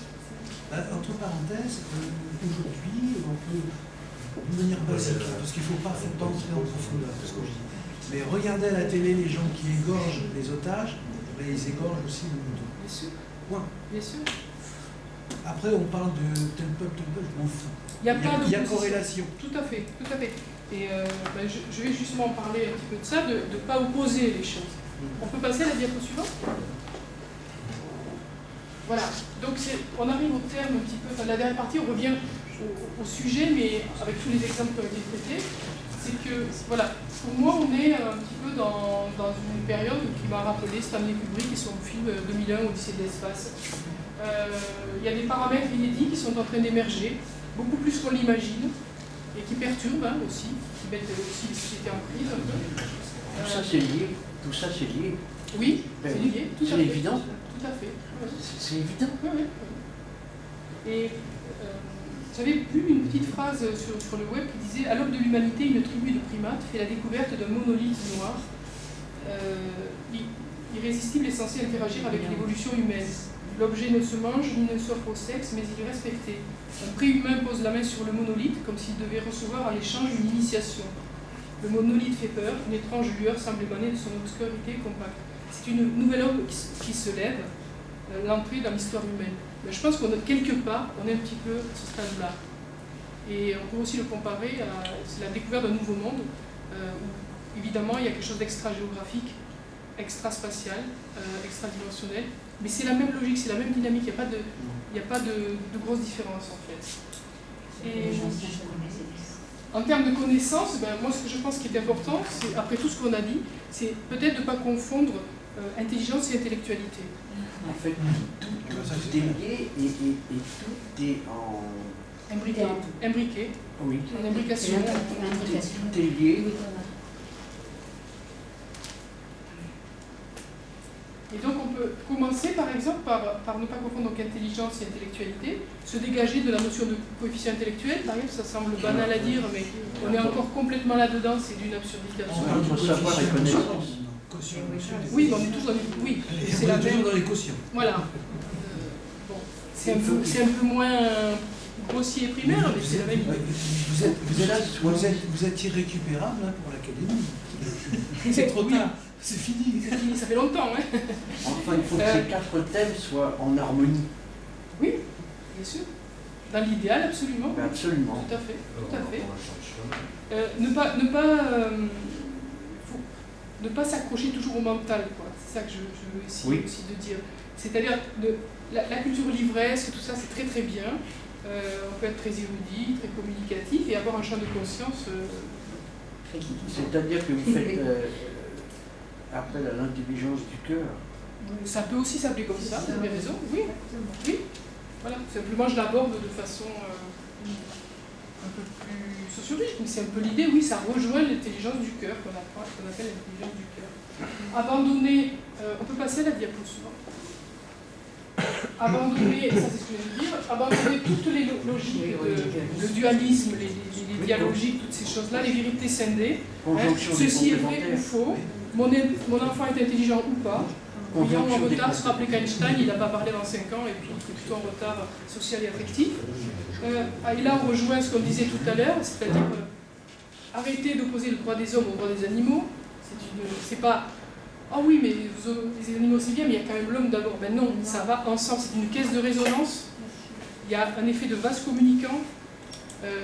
Parce que d'ailleurs, le FBI travaille avec des dossiers de personnes qui maltraitent les animaux, vraiment, des personnes qui sont dans la cruauté animale, pour voir potentiellement, statistiquement, les serial killers. Autre exemple, récemment, moi je m'intéresse au cas des galgos en Espagne. Les galgos, ce sont des lévriers un peu grands, qui sont utilisés pour la chasse au lapin sans fusil. Il y a des dizaines de milliers de galgos qui sont tués chaque année depuis des générations. Ils sont torturés, ils sont pendus doucement, évidemment doucement pour que la souffrance soit plus longue. On leur jette de l'acide, on les jette dans des trous, on les tire derrière les voitures parce qu'on veut en faire des athlètes. Je vous passe les détails parce que si je vous racontais tout ça... L'élevage en patrie. Et il se trouve que récemment, il y a des gars forestiers qui sont tombés sur un galgueron, c'est celui qui s'occupe de ces chiens, qui a des chiens comme ça, qui font la chasse. Et les gars forestiers ont vu le galgueron en train de torturer un de ses chiens, parce qu'il n'a aucune valeur, il ne vaut rien. Et il a été gêné, il a tué les types. Il a tué les deux gardes forestiers. Donc là on a un exemple type où la violence, il n'y a plus de frontières. Donc vous traitez l'un, vous traitez l'autre, vous traitez l'autre, vous traitez l'un. Donc ça c'est extrêmement important. Enfin, il y a une compensation. Il y a une compensation. Parce que ces horreurs qu'on fait envers des animaux qui d'abord sont innocents, ils ont leur vie, mais je veux dire, ils sont innocents par rapport à nous. C'est comme des bébés, mentalement, intellectuellement, on les fait souffrir bêtement. Mais il y a une compensation. Parce que nous, entre nous, de temps en temps, on se fait un verre d'un, et ça rassure. Il y a une compensation. C'est-à-dire l'horreur qu'on propage, on se la propage à nous-mêmes. Oui, c'est la boucle rétroactive. Voilà, et là, il y a équilibre. C'est la boucle rétroactive. Quand est-ce que la der des der, quand est-ce que ce sera fini? Et bien justement, quand on sera différent par rapport aux animaux. En tout cas, qu'on commence déjà par cesser d'être dans la dualité. Parce que là, on va dans le mur.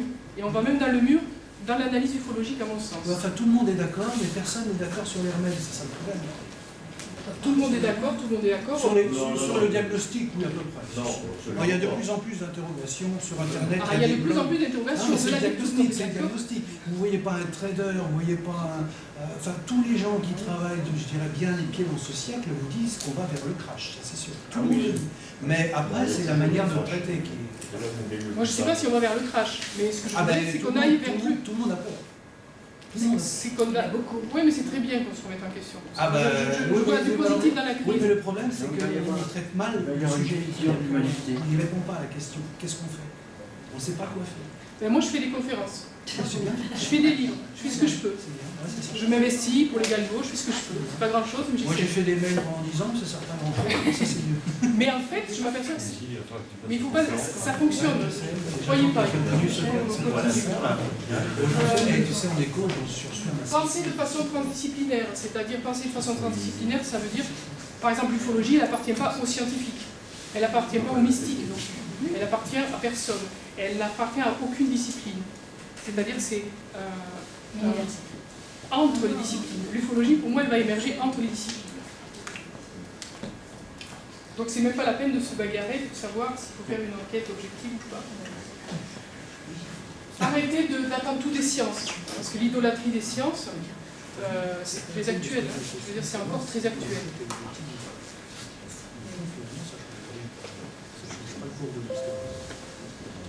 Intégrer la multidimensionnalité, c'est ce que je disais tout à l'heure. Hein, c'est-à-dire, on est dans une hyper-écologie. Il y a l'écologie qu'on connaît.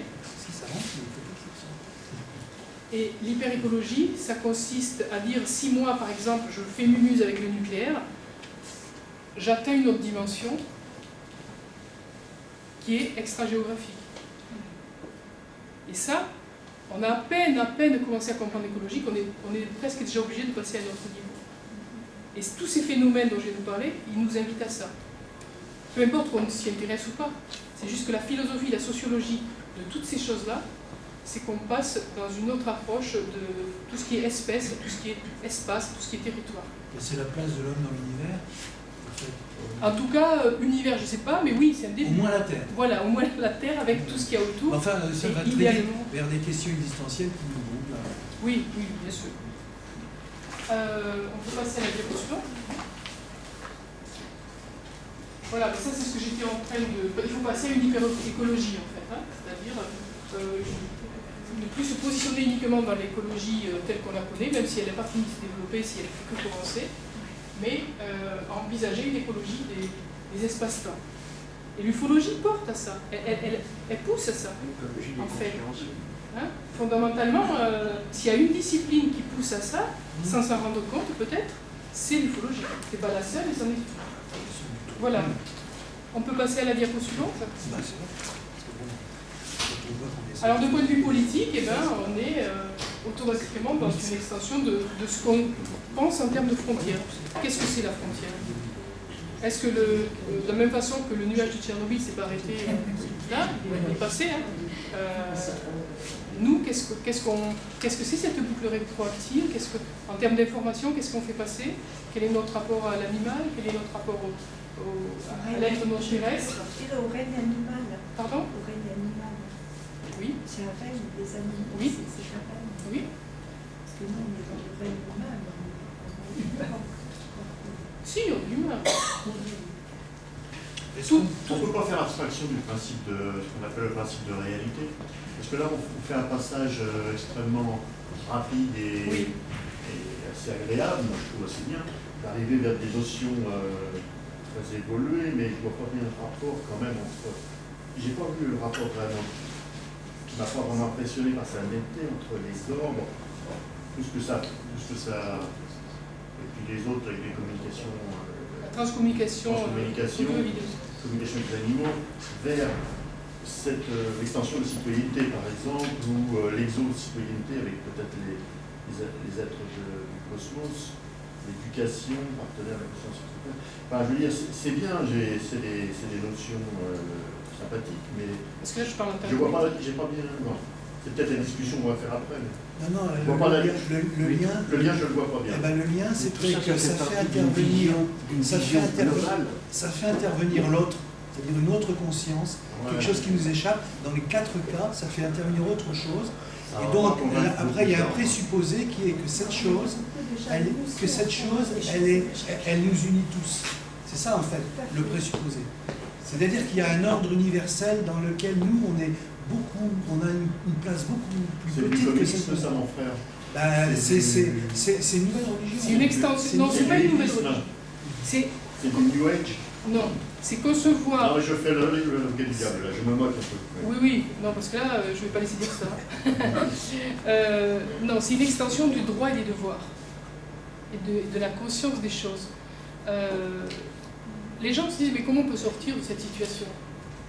Tout simplement en essayant de développer ces modes de pensée. Ce sont des modes de pensée. Vous avez parlé du nucléaire. Bon, on peut essayer de faire comprendre aux gens que c'est quelque chose qu'on est incapable de maîtriser. Qu'il y a des conséquences. Les actes ont des conséquences. Le nucléaire, c'est une énergie 1 million de fois plus puissante que l'énergie chimique. Donc forcément, quand ça se met à pas marcher, les conséquences négatives sont 1 million de fois plus dangereuses qu'un petit problème chimique. Mais là, je peux facilement expliquer la radioactivité, les conséquences sur le futur. Mais là, on parle quand même de choses qui sont empiriques. Non, c'est sociologique. Vous parlez d'un point de vue physique et scientifique. Moi, je parle d'un point de vue sociologique. Oui, eh oui. C'est des niveaux de conscience. Il y a beaucoup de gens qui... J'en connais plein que j'aime bien. Qui ne nous écouteront pas. C'est une cause de... Ah mais je sais, ça me fait pas peur. Ah, mais pour lui c'est du bagou. C'est ce qu'il me dit. Mais ceci dit, il y a quand même une chose qui est certaine, c'est que grâce à Internet et grâce à des conférences comme ça, puis grâce aussi à tout ce qui ne marche pas dans ce qui était supposé maîtriser, les gens, effectivement, se posent de plus en plus de questions qui vont dans ce sens. Et je pense que le XXIe siècle sera, je dirais, coloré de cette manière-là. Tant qu'en tout cas les sciences ne seront pas capables d'apporter des réponses. L'ufologie, par exemple, qu'est-ce qu'elle fait? Elle pose une autre dimension à la citoyenneté, potentiellement. peut-être pas là maintenant, mais en devenir, d'une façon Non, mais en devenir. tout est lié, tout est lié, lié. tout est lié. Absolument. Mais là, par rapport au... Je sais qu'il y a des ufologues là. Moi, je parle d'exo-citoyenneté. Ça ne veut pas dire que la citoyenneté telle qu'elle existe n'a plus lieu d'être. Il manque une sorte d'annexe. C'est un élément en plus qui ne remplace pas les droits et les devoirs. C'est simplement un élargissement des droits et des devoirs. Voilà. Et ça, c'est concret. C'est pas physique, mais c'est concret. C'est social. C'est concret. C'est l'exo-citoyenneté sur la planète Terre avec les autres. Non, l'exo-citoyenneté sur la planète Terre. Ah, d'accord. Donc, les autres, on verra. Non, mais les autres, vous les avez tout à l'heure quand même désignés. Oui. Voilà, ces autres-là, ils sont sur Terre aussi. Moi, ce que j'ai voulu montrer, c'est qu'il y a d'autres présences qui sont dans la zone orange dont je parlais. Et qu'à partir du moment où on constate par divers biais, ces biais-là, ils n'ont aucun rapport les uns avec les autres. J'ai fait exprès de jouer l'éclectisme dans ce sens-là. Qu'à partir du moment où il y a des présences autres, on doit concevoir sociologiquement, on sera amené à, tout simplement, revoir nos droits et nos devoirs. Mais ce qui ne remet pas en question la citoyenneté telle qu'elle existe, ce qui donne une extension.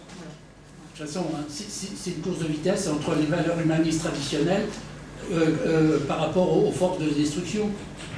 Quant aux ufologues, ben, ils attendent l'avènement des extraterrestres sur Terre, et ça va arriver. Ah, mais bienveillants, ils attendent surtout des bienveillants. Bon, non, mais je veux dire, il n'y a pas. On peut construire une conscience et puis bon, être dans le bon et être dans le meilleur, mais tout dépend effectivement, parce que ces fameux forces de manifestation, comment dire, ces extraterrestres vont finir par arriver. Peut-être avant qu'on ait cette conscience. Bah, ils feraient des conneries alors.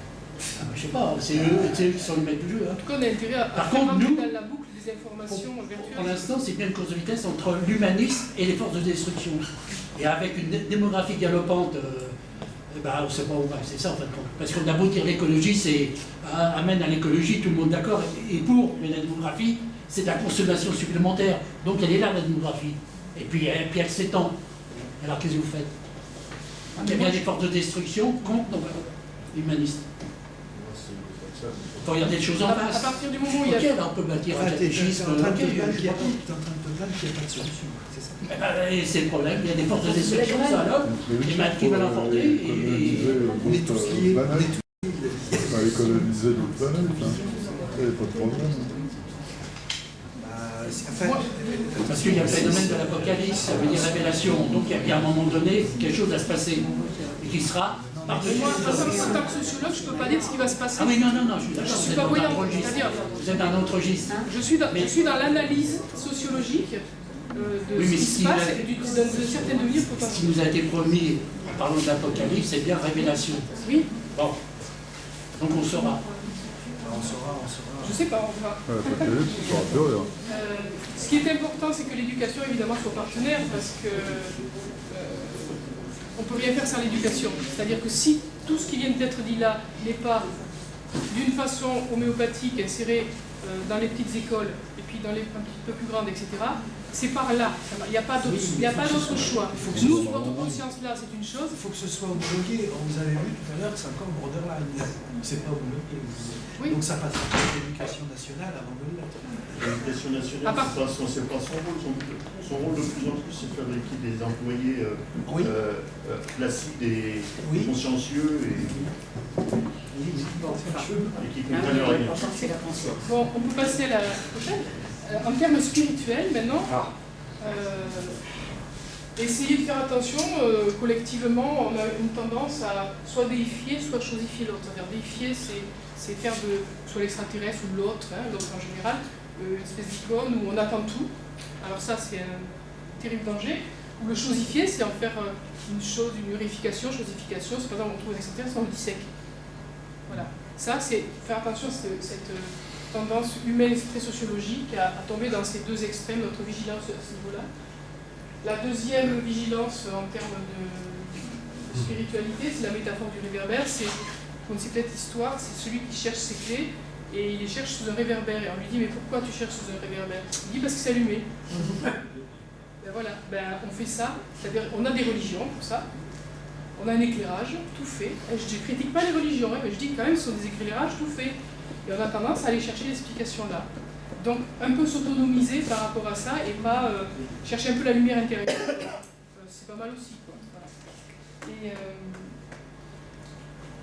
moi, ce que je proposais, ça n'engage que moi, mais essayer d'aller vers l'éthique, prendre de plus en plus d'importance, c'est peut-être pas forcément un hasard. Privilégier un côté éthique plutôt que religieux. Voilà. C'est-à-dire, l'éthique, c'est le fait de dégager des fondements philosophiques, spirituels, politiques, sociaux, etc. Donc, essayer de savoir ce qui oriente les actions humaines plutôt que d'aller vers la religion et se demander, par exemple, quel comportement est-ce qu'on doit adapter face à tous ces autres-là en général. Hein, c'est ça l'éthique. Est-ce que, puisqu'on partage l'environnement par imbrication, hein, pas peut-être objectivement, mais que la zone verte et la zone orange et la zone rouge se côtoient, comment on gère notre environnement? Et c'est ça l'hyperécologie. Voilà. Comment est-ce qu'on doit se conduire? Quel est notre degré de liberté? Quelles sont nos conduites? Parce que ça va être le meilleur, sinon tu la Dernière conclusion. Face à la conclusion. Celui-là.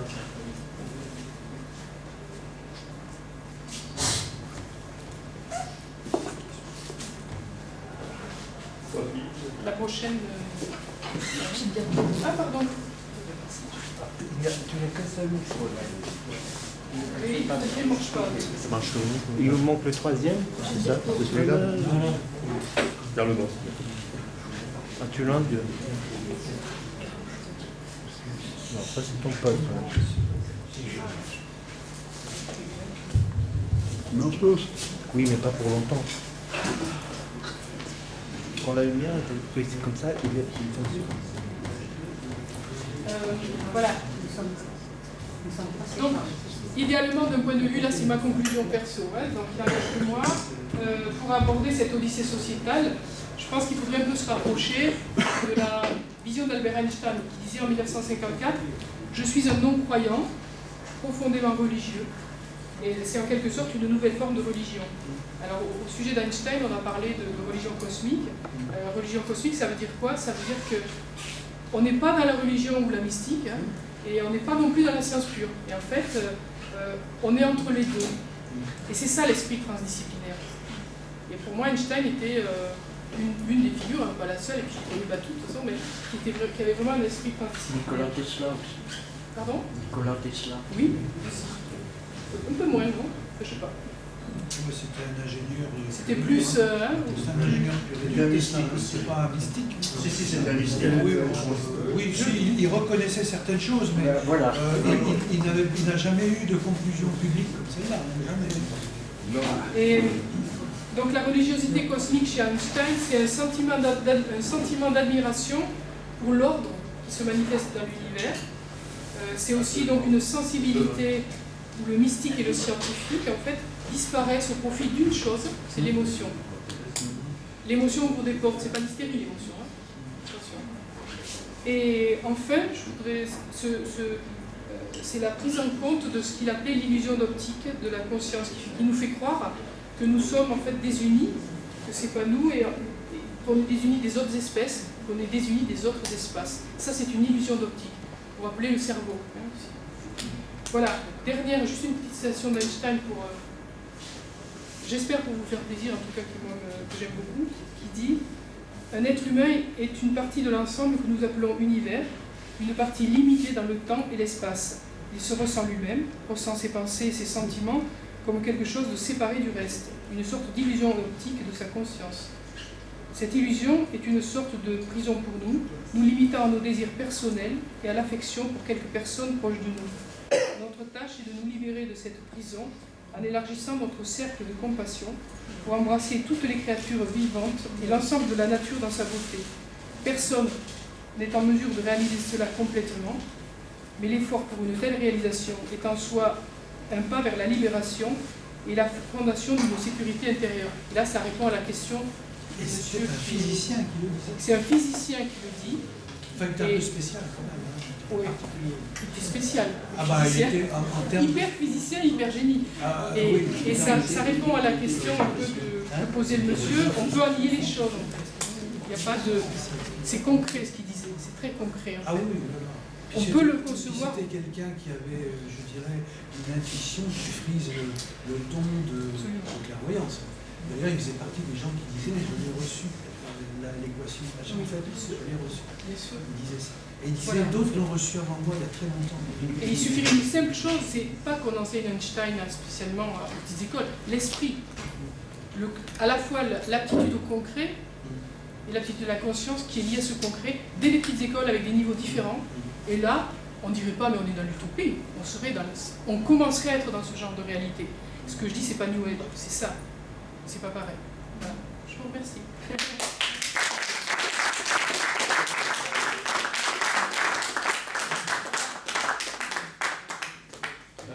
Est-ce qu'on va faire un peu de questions et de réponses?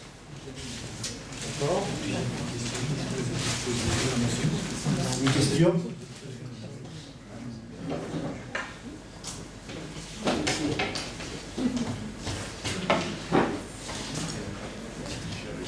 Bien. C'est une autre façon de le dire. C'est bien d'avoir l'esprit. S'il vous plaît. S'il vous plaît. Juste une question. Est-ce que vous avez un site Oui, pardon. Un site sur Internet? Oui. D'accord. Et c'est quoi? Je vous donne la carte. Après, si tu veux, ça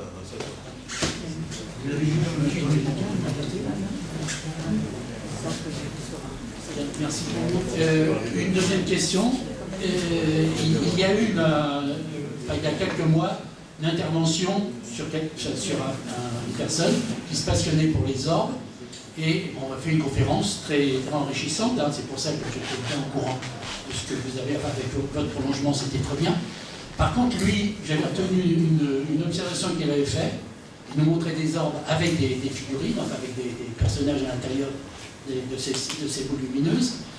Et il disait, pour avoir ces clichés, je suis obligé de 1%, c'est-à-dire avoir à peu près 1000 clichés pour avoir une représentation de ces cercles lumineux. Est-ce que c'est le même cas pour vous? Non, pas tout à fait. Non, mais c'est à peu près ce temps de grandeur. Enfin, lui, s'était prononcé en disant statistiquement, voilà ce que j'obtiens. Moi, je vais vous dire, j'ai eu 6000 clichés. Sur 3000, il y avait des choses représentatives. Oui, non, mais lui disait, à coup sûr, j'ai 1%, à peu près, il fallait 1000 clichés. Est-ce que ça... En fait, j'ai du mal à aussi, très concrètement, parce qu'il y a des moments où j'avais tellement d'orbes sur les photos que je choisissais au hasard. C'est-à-dire que j'ai pas passé... J'ai pas passé... Non, il y avait... Bon, il nous montrait effectivement déjà des figures à l'intérieur de ces cercles lumineux, et il disait pour obtenir ça, il faut à peu près 1000 clichés. Et là, j'obtiens quelque chose. Bon, ça faisait 1%, 1 pour nous. Bon, c'est tout, je vous dis ça, parce que vous n'avez pas peut-être posé la question, mais bon. De toute façon, vous en avez pris 6000, vous nous en avez montré plus de 6. Donc déjà, c'est plus que ça. Non, mais là, j'ai pris... Franchement, j'ai pas vraiment compté. Mais il y en a énormément, je sais pas, c'est... Moi, je vous dis, j'avais 6000 clichés à la base, j'en ai gardé 3000, et il y en avait d'autres, et sur ces 3000, j'ai pas tout analysé, donc je peux pas faire... Il y en avait énormément, voilà. 50%. Oui. Oui, donc c'est énorme. On parle pas de la même chose. Là, madame parle des orbes, et monsieur parle des figures humaines. Oui, c'était ça. Dans les orbes, c'est pas du pareil. Des figures dans un orbe? Oui. Il y a un truc que je comprends pas, le fil. On voit des têtes dans les orbes. Oui, il dit que pour obtenir une figure nette dans un orbe, c'est un orbe sur 1000. Oui, c'était ça. J'avais enregistré... Oui, pour moi, il me semble que c'est plus. Je ne peux pas vous dire exactement, mais... Non, mais c'est juste sur avoir un tableau de comparaison. Je regarde ce que j'ai au début. Pour moi, c'est plus. Est-ce que vous avez vu les orbes, vous avez vu en photographie, en visuel et en infrarouge, c'est ça? Pas ultraviolet, non? Infrarouge. Caméra à détection automatique infrarouge. Et quand vous les vous voyez... ne demandez pas le détail technique, par contre. Oui, mais quand vous les voyez en infrarouge, vous les voyez aussi en visible? Non. Non, c'est-à-dire quand vous les voyez en visible, vous les voyez aussi en infrarouge. Ce n'est pas les mêmes situations de captation, donc je ne peux pas faire une comparaison. Et jamais en ultraviolet. Non. Bah, comme ça marchait à l'infrarouge, j'ai continué. C'est pas les mêmes rayonnements, c'est un peu ce que vous a dit M. Lavac. Mais si vous voulez, ce qu'il faut bien comprendre, c'est que moi je ne suis pas spécialisée sur les orbes, je ne suis pas spécialisée sur la transcommunication. Il y a des gens qui approfondissent ça pendant des années, rien que sur le thème des orbes. Il y a des gens qui approfondissent ça pendant des années sur la transcommunication. Moi, mon but, c'est d'aller voir dans des domaines dans lesquels la sociologie ne regarde pas. La synthèse. Et de faire une synthèse. Pour dire, bon, quels sont les enjeux d'une façon générale. Oui, mais si les orbes ne sont que des illusions optiques, tout l'édifice s'effondre. Par contre, si les orbes sont des phénomènes inconnus mais réels, qui peuvent être enregistrés, ben là, on est bien obligé de bâtir quelque chose, une théorie. Ben, si vous voulez, j'ai quand même testé les orbes. Sociologiquement. Les orbes, je les ai testés sur des gens quand même, c'est-à-dire en visuel. Il y a beaucoup de gens qui voient les visages. Maintenant, je ne vais pas vous dire c'est 100%. Donc, statistiquement, c'est jouable statistiquement. C'est-à-dire qu'à partir du moment où vous montrez 10 orbes et que la majorité des gens les voient, vous dites qu'il y a peut-être un phénomène. Voilà. Et qu'à partir du moment où vous étudiez ce genre d'expérience-là, voilà. Et puis après, je suis passée à la transcommunication instrumentale. Ouais. Et là, ça m'a semblé les gens voient un visage sur Mars, hein, c'est bien connu. Oui, mais c'est pas un visage sur Mars qui fait débat depuis... C'est fini. C'est fini, ça ne fait plus débat? Mais je sais bien, depuis longtemps, depuis toujours, je n'ai jamais fait un visage sur Mars, mais ceci dit, il y a des gens encore qui continuent de vous parler du visage sur Mars. Et il n'y a pas de visage sur Mars. Oui, mais quantitativement... Oui, l'appareil isolé. Oui, l'appareil isolé, oui. Mais synthèse américaine. Enfin bref, j'arrête là parce que j'ai posé quelques questions techniques. C'est pour ça que je suis passée à la transcommunication instrumentale. Si vous voulez, les notes, moi je regrette qu'on puisse, parce qu'elles étaient super claires ces notes. C'était sol ré, il y avait bémol, je ne sais plus quoi. Il y avait une voix, il y avait mon prénom. Voilà, que vous le preniez par le vidéo ou l'audio. Alors à moins que ce soit une conscience, je ne sais pas, qui vient de créer, qui vient de jouer de la musique, je ne sais pas. Mais il y a plein de signes, si vous voulez, qui vous poussent à vous interroger. Mais pour vous, c'est une évidence, mais ce n'est pas une évidence pour tout le monde. Donc ma question, elle est simple, si vous voulez. En sociologie, on nous apprend une chose. On nous dit, pour interviewer, on prend un micro, on prend une caméra, on va interviewer les gens, on prend des notes, etc. Moi, j'ai appliqué exactement la même méthode, mais sur des terrains qui ne sont pas des terrains classiques de la sociologie. Donc, je n'ai pas dérogé au protocole sociologique. Simplement, j'ai changé de terrain. Et le magnétophone, je l'ai mis sur notre plan terrestre, etc. Pour moi, c'était simple, où il y avait résultat ou pas. S'il n'y avait pas résultat, j'arrêtais. Il y a eu des choses plus que significatives. Après, je ne suis pas... Sur ce que c'est, je ne me prononce pas, je ne vais même pas jusque-là. C'est simple et complexe à la fois. Oui. Je voulais savoir, est-ce que vous avez, vous connaissez les travaux de Ranki? Enfin, en 2007, Ranki a fait un site, donc il a analysé les photos paranormales. Vous savez, le magicien qui travaillait avec Uri Geller, notamment, Uri Geller qui s'intéressait à la TCI aussi. Et voilà, donc maintenant, puisqu'il prétendait, enfin, pour éventuellement, non, Ranki. Donc, il expliquait rationnellement ce qui pouvait être. Alors, est-ce que vous avez travaillé là-dessus? Est-ce que vous êtes au courant de ce qu'il a fait Écoutez, moi, j'ai pas travaillé là-dessus parce que je ne suis pas, encore une fois, sur le paranormal. Parce que ces questions qui se posent là, que vous posez, on peut les poser aux gens qui voient des ovnis, qui sont témoins, qui disent avoir vécu une abduction, etc. C'est-à-dire que ça se pose pour tout. Moi, ce qui m'intéresse, c'est ce qui se pose pour tout. C'est pas de rentrer dans le paranormal. Je suis pas une personne du paranormal, malgré les apparences. Non, je cherchais les clés. Je cherche les clés, je dis pourquoi il y a ça dans la société et quels sont les enjeux. Dans l'ufologie, je pourrais dire ah mais oui, mais il y a des études qui rentrent dans le cadre de l'ufologie, qui disent qu'on peut interpréter ceci, cela. Non, moi je prends le positif de chaque chose. Oui. Je prends le positif de chaque chose, je me dis qu'est-ce que ça révèle socialement. Donc en ufologie, par exemple, je ne vais pas toujours non plus approfondir les... Par contre, je vais changer de domaine. Est-ce que vous allez jusqu'à la conclusion que l'autre, c'est une conscience, une tierce conscience, c'est-à-dire qu'elle est indépendante, elle est autonome et c'est pas nous. Non. Elle existe. Non, vous n'allez pas jusqu'à là. Vous dites l'autre, c'est un ensemble mathématique. Et si je devais dire quelque chose, je dirais qu'elle est en interaction avec nous. Voilà, ça vous dites qu'elle est en interaction, mais vous ne savez pas ce que c'est. Vous ne pouvez pas savoir ce que c'est, d'après ce que vous dites. Je serais bien... Vous avez votre propre opinion, mais il ne ressort pas de l'étude sociologique. C'est pas ma fonction. D'accord. C'est pas ma fonction.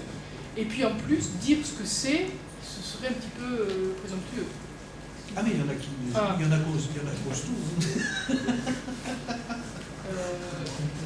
Mais ils ne sont pas de formation. C'est même pas... C'est vraiment présomptueux de dire ce que c'est, quoi. Je trouve que ce qui est assez intéressant, c'est que toutes ces choses-là, ça remonte à peu près une dizaine d'années. La TCI, il y a à peu près une dizaine d'années, il y a eu pas mal de mouvements sur la TCI, avec, il y avait eu Madame Algrin, ou je ne sais plus, il y avait eu les deux, effectivement, il y avait les... Bon, on sait que le père Brune s'en est occupé, René Girard aussi, il y a eu pas mal de bruit là-dessus, les orbes aussi, enfin le site des photos paranormales date de 2007, tout ça s'est mis en place il y a quelques années déjà. L'ufologie, il n'y a pas si longtemps non plus.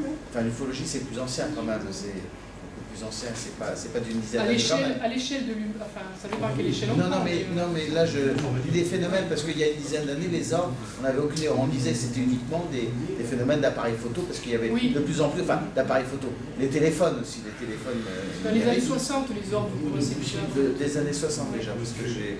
Bon, ça fait pas très longtemps, j'ai l'impression oui, c'est exponentiel, c'est croissant. Oui, qu'on essaie de trouver justement des explications en dehors d'un problème appareil photo numérique, parce que ça c'est pas des années 60 et les explications, c'est parce que c'est du numérique.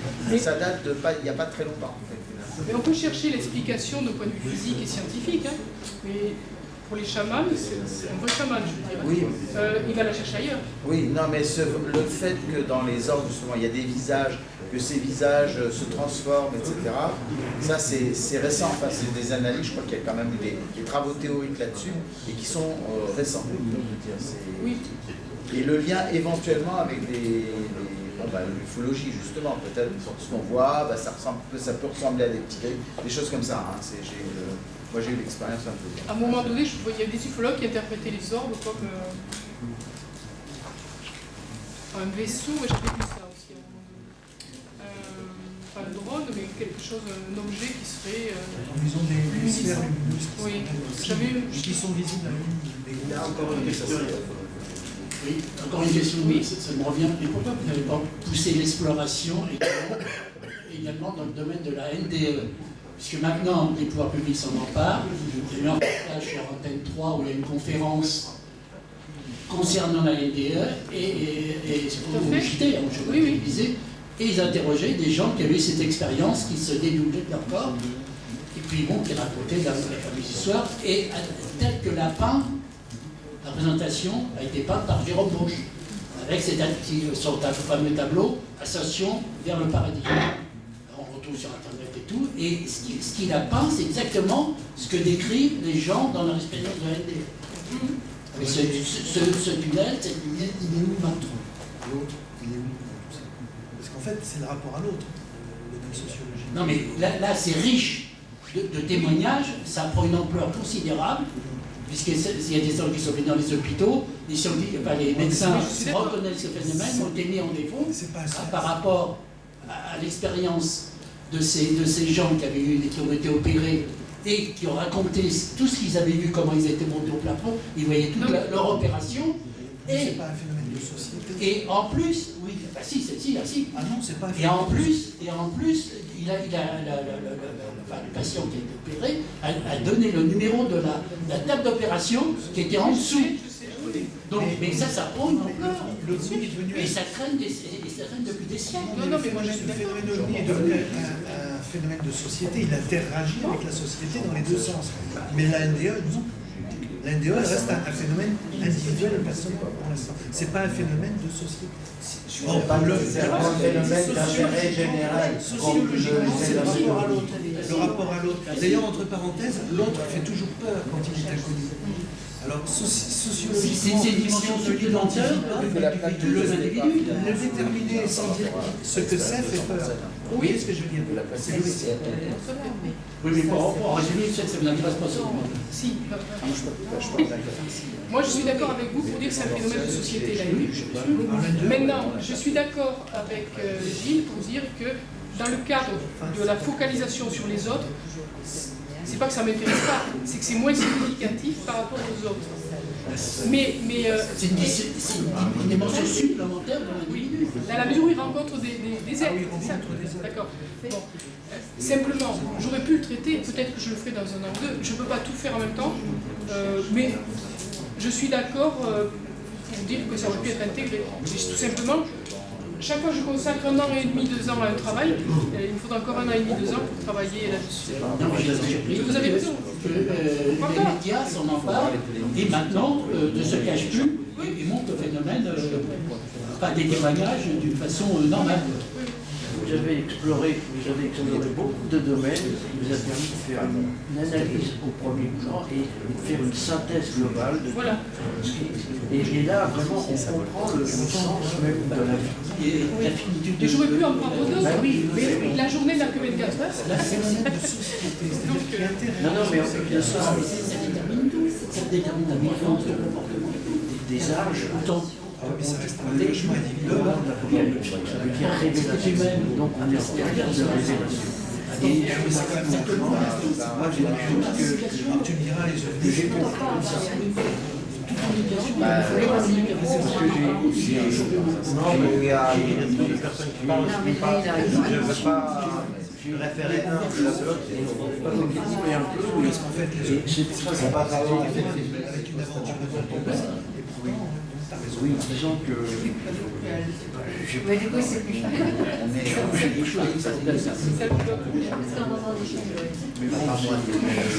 Y a-t-il d'autres questions? Oui. Non?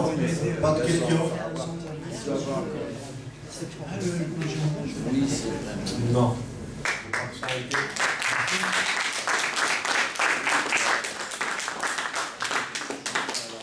Je ne sais pas, par exemple,